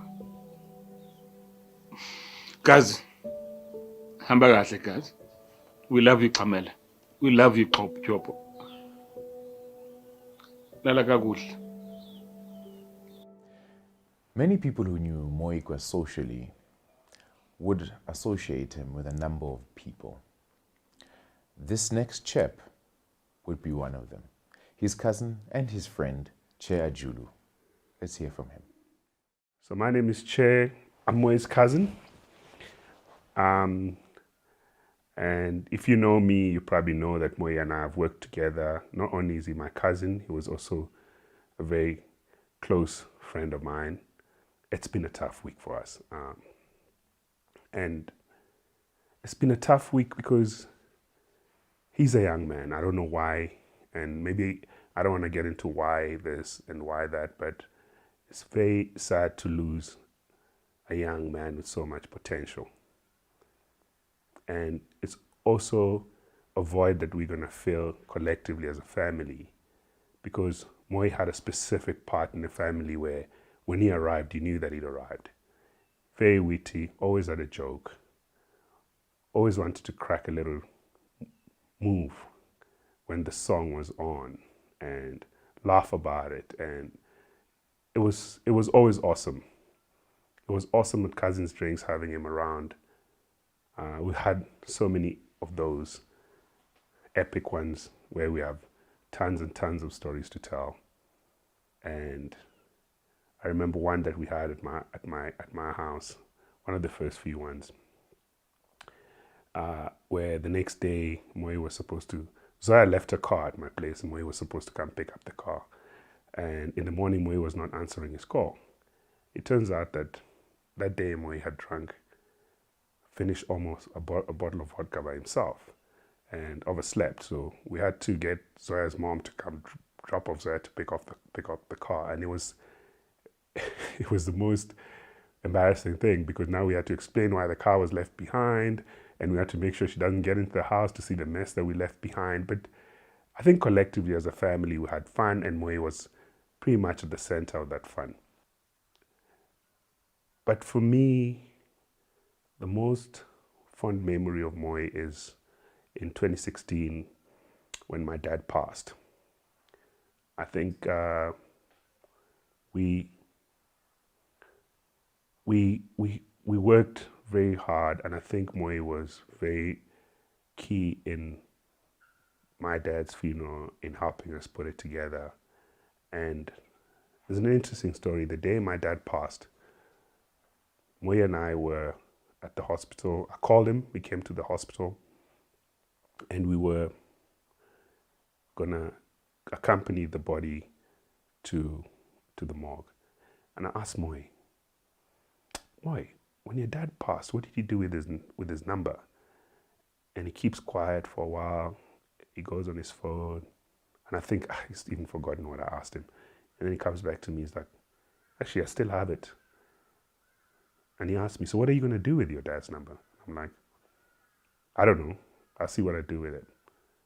The next day, him and I are driving out to go buy some stuff. And my phone rings, and my dad's name pops up. And I tell him, bro, how can this guy be calling me? He's dead. He's like, well, you saved your number. You saved the house number under his name. So we laugh about it and cackle about it. But through that journey, I think I appreciated Moyi so much in terms of what he and Shaga put together to make sure that we did such a good, stunning job in sending my dad off. I think I did that when his dad passed, and I think he was there for me and he did a stunning job on that. And on Saturday, when I had to follow the hearse to take his body away from the hospital, it was a very painful exercise for me. I'm older than him. I thought maybe he should be the one sending me there. And it's quite unfortunate that I have to sit here and do this. So we have a group. We have a WhatsApp group, just the three of us, myself, Moyi, and Shaga in our WhatsApp group. And on Saturday, when I opened a link to that WhatsApp group, the first thing I told Shaga was, a piece of the legacy is gone. We call the group the legacy. I said, a piece of the legacy is gone.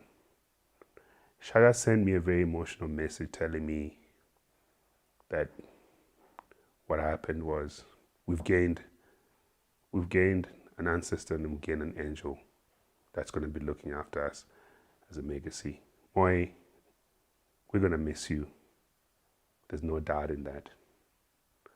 I think there's a void, and the void is just not for the three of us. The void is for an entire family that has lost such a character that we all loved and that added different values to all our lives. We're going to miss you dearly. And I don't know, maybe now that you're gone, everybody's going to realize what value and how important you were to all of us. I know it takes for someone not to be there for us to realize that. It's the most unfortunate. But we're going to miss you dearly, and please look after us in whatever way you can. I had to tell the kids that you're no longer here, and it was just such a painful and emotional thing to go through. But we're going to miss you dearly. Rest in peace, my brother. Rest in peace, Moyi. I don't know what to tell everybody else, but it's been a painful week, and all we can do is give you the best send-off that you deserve. I know you'd have done it for me, you'd have done it for Shaga, you'd have done it for all of us. But we're blessed for having had the time to spend with you. And like Shaga said to me, that time was amazing, and we would not replace it for anything else. I miss you, my brother. Let's hear now from Ziega, his younger brother. Godman, thank you for everything. What an inspirational life you have lived. You touched so many people in the time you had. Even though you are young, you lived a life of a person much older, maybe even twice your age. I learned so many things from you. And I would just like to ask everybody who loves Moi to honor him by believing that dreams really do come true and there's nothing that's impossible. There's nothing that Moi could not do. Growing up, I never got bullied just because of the fact that I was Moi's brother. Thank you for your protection, your love, your guidance, your insight. What a gentleman you were. And I console myself with the fact of reminding myself of how many lives you touched. We love you all. Rest easy. And thank you for everything. Ziega, we wish you strength in this time as you also transition into becoming the man of the house. We know that the wisdom of your father and Moyikwa, your brother, will be with you.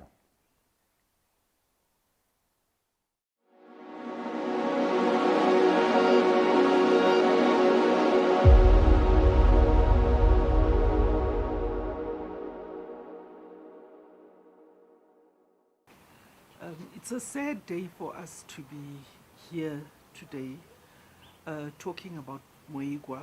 As parents, we never imagined that this would be our situation, but we've been thinking about how we first met Moyikwa. That was before we were married. Max had gone to see Zwelakhe and Zodwa. They had spent a year or so in Boston, and they were on their way back to South Africa via London. So we went to meet them there. Max was in exile, so he hadn't seen Zwelakhe for many years. We had never seen Moyikwa and Zoya, and Moyikwa was this beautiful little boy. Zoya was a lovely baby, and Moyikwa had an American accent, so it was quite fascinating for us to see this little one, very lively and energetic, talking in his American accent. And I remember Max saying, I'm not sure how this is going to go down when he gets back to the township. And we've watched him grow to always a very polite young man, always very energetic and busy. It's really, really difficult for us to reconcile with where we are now. Sadly, we just have to accept it and just treasure the memories that we have. Well, this is a very sad moment for us. Saying goodbye to one of our young stars, active young boy. We miss him terribly. One of the things about him was that he's full of energy and very wise too in advices and everything. He was an active young person, but also he was very bright and very considerate. He was a man of the people and for the people.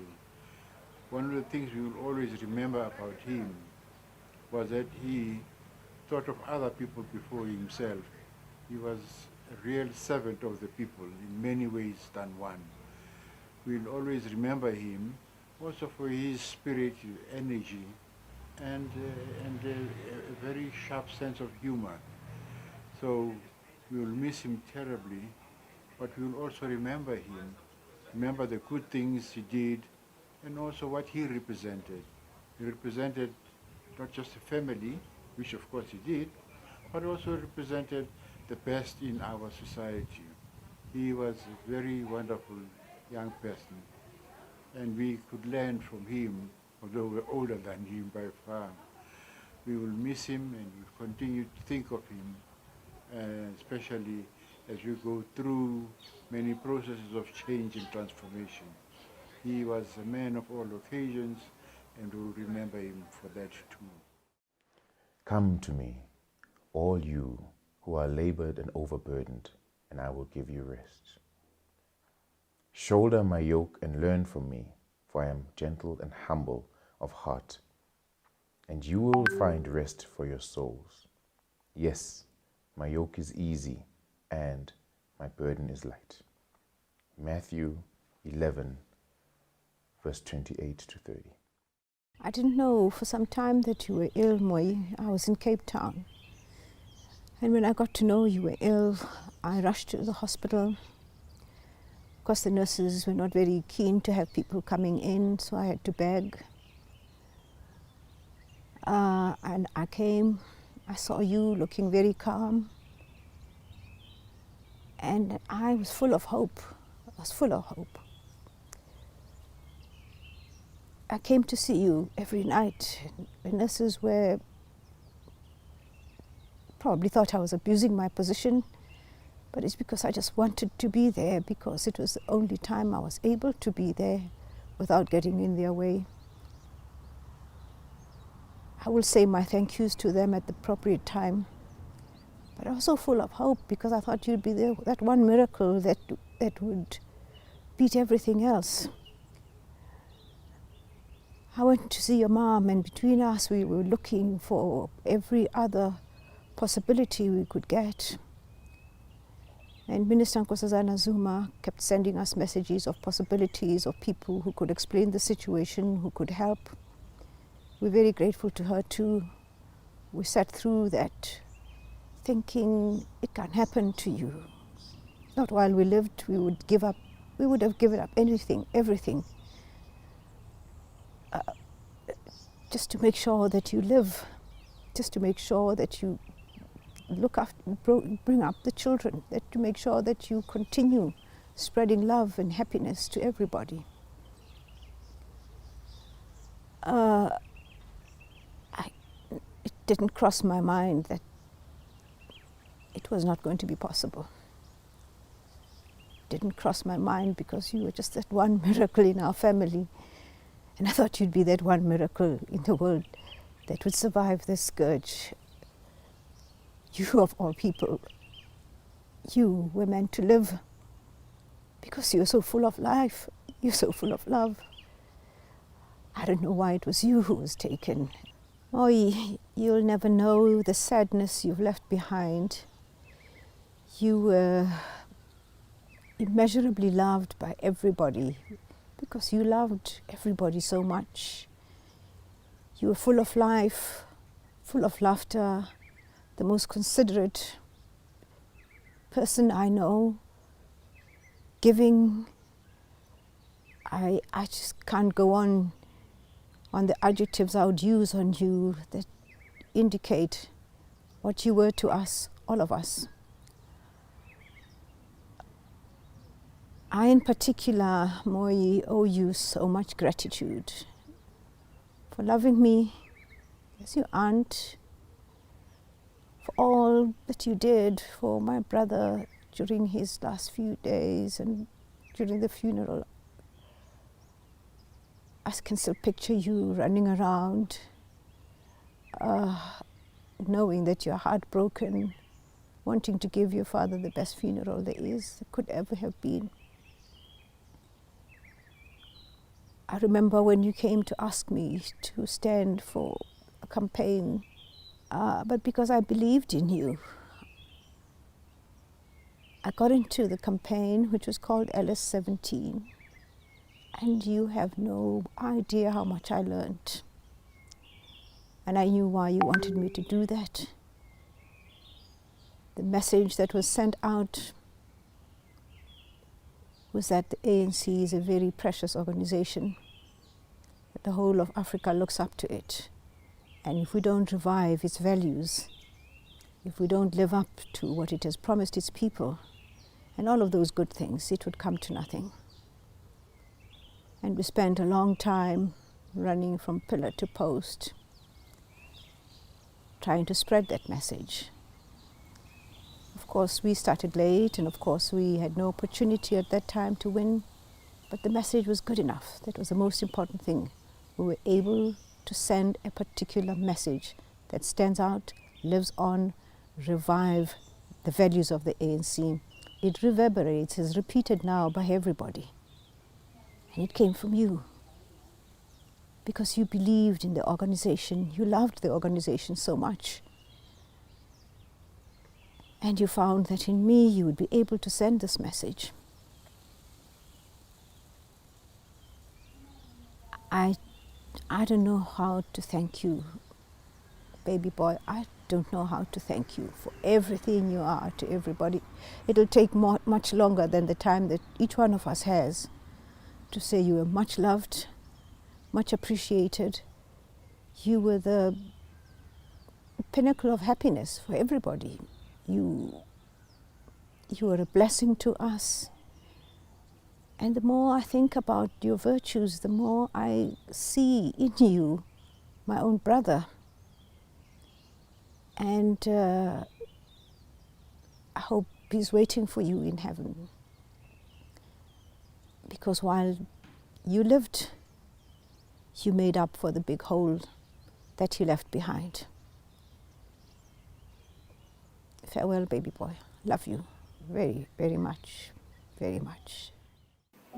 Yeah, I'm Nomvuyo Nokwe, representing the Nokwe family.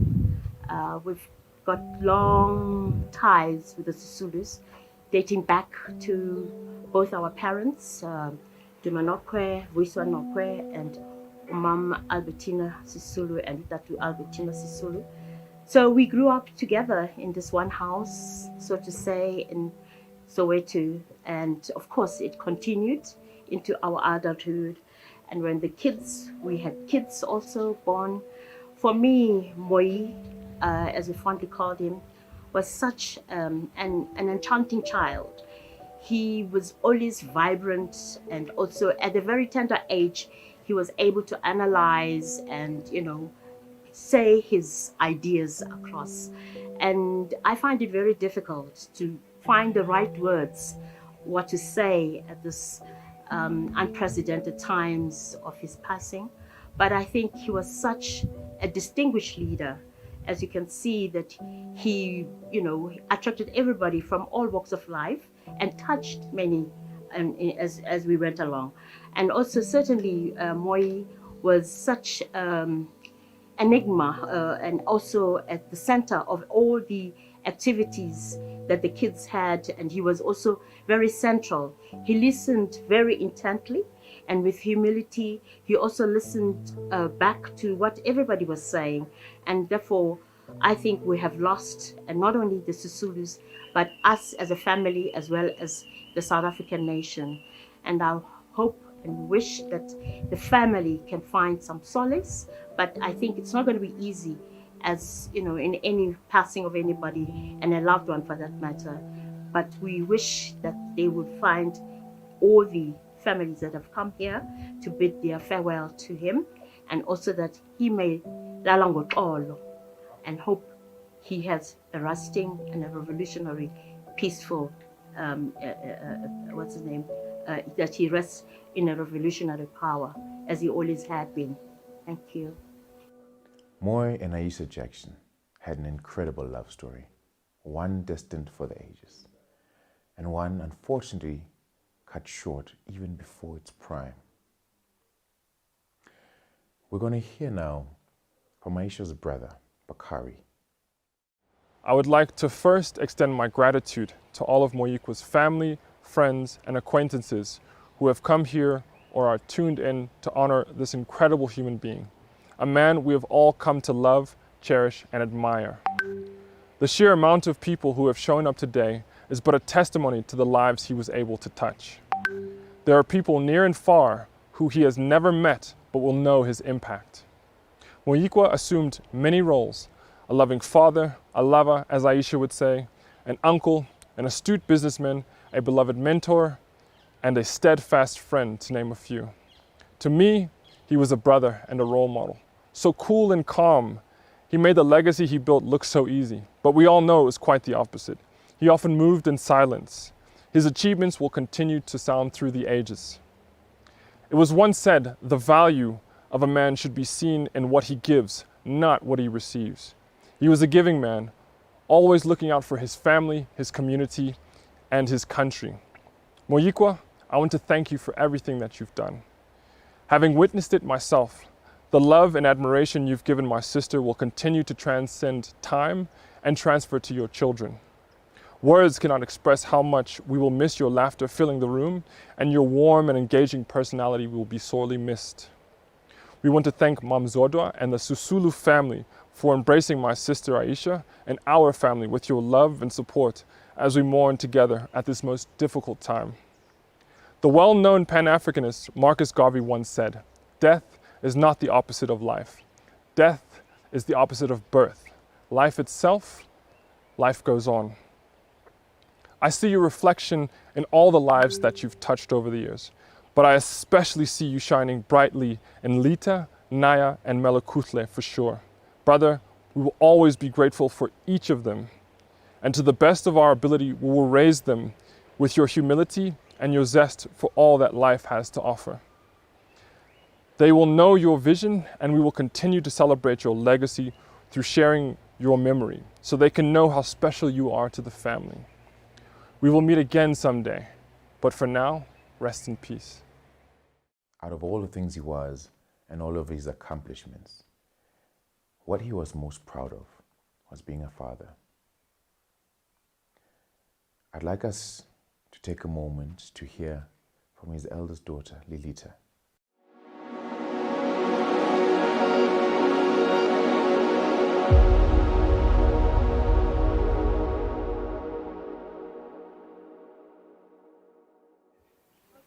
So I remember having a lot of birthday parties here when I was younger, and I think it's very fitting that we're celebrating my dad's life here, because this has been a place of celebration.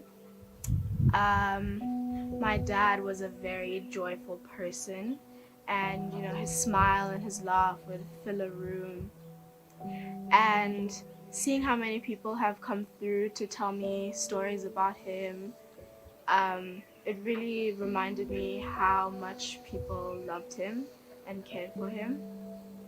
And so a message to my dad would be that I miss him, and I'm thinking about him, and I love him. Thank you.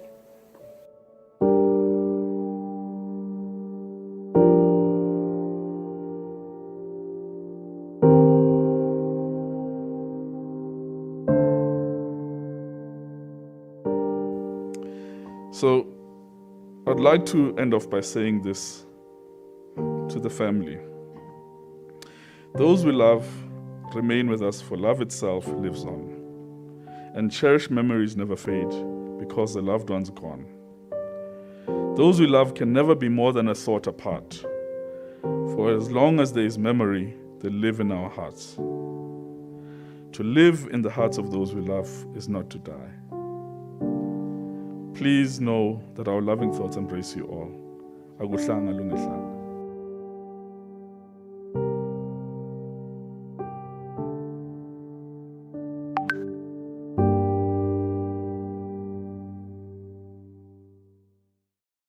This concludes our program of recorded tributes for Moyikwa.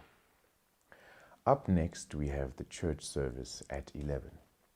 Please stand by for that. We thank you for tuning in and joining us. We thank you in sharing this celebration of the life and times of Moyikwa Zweletu Sisulu.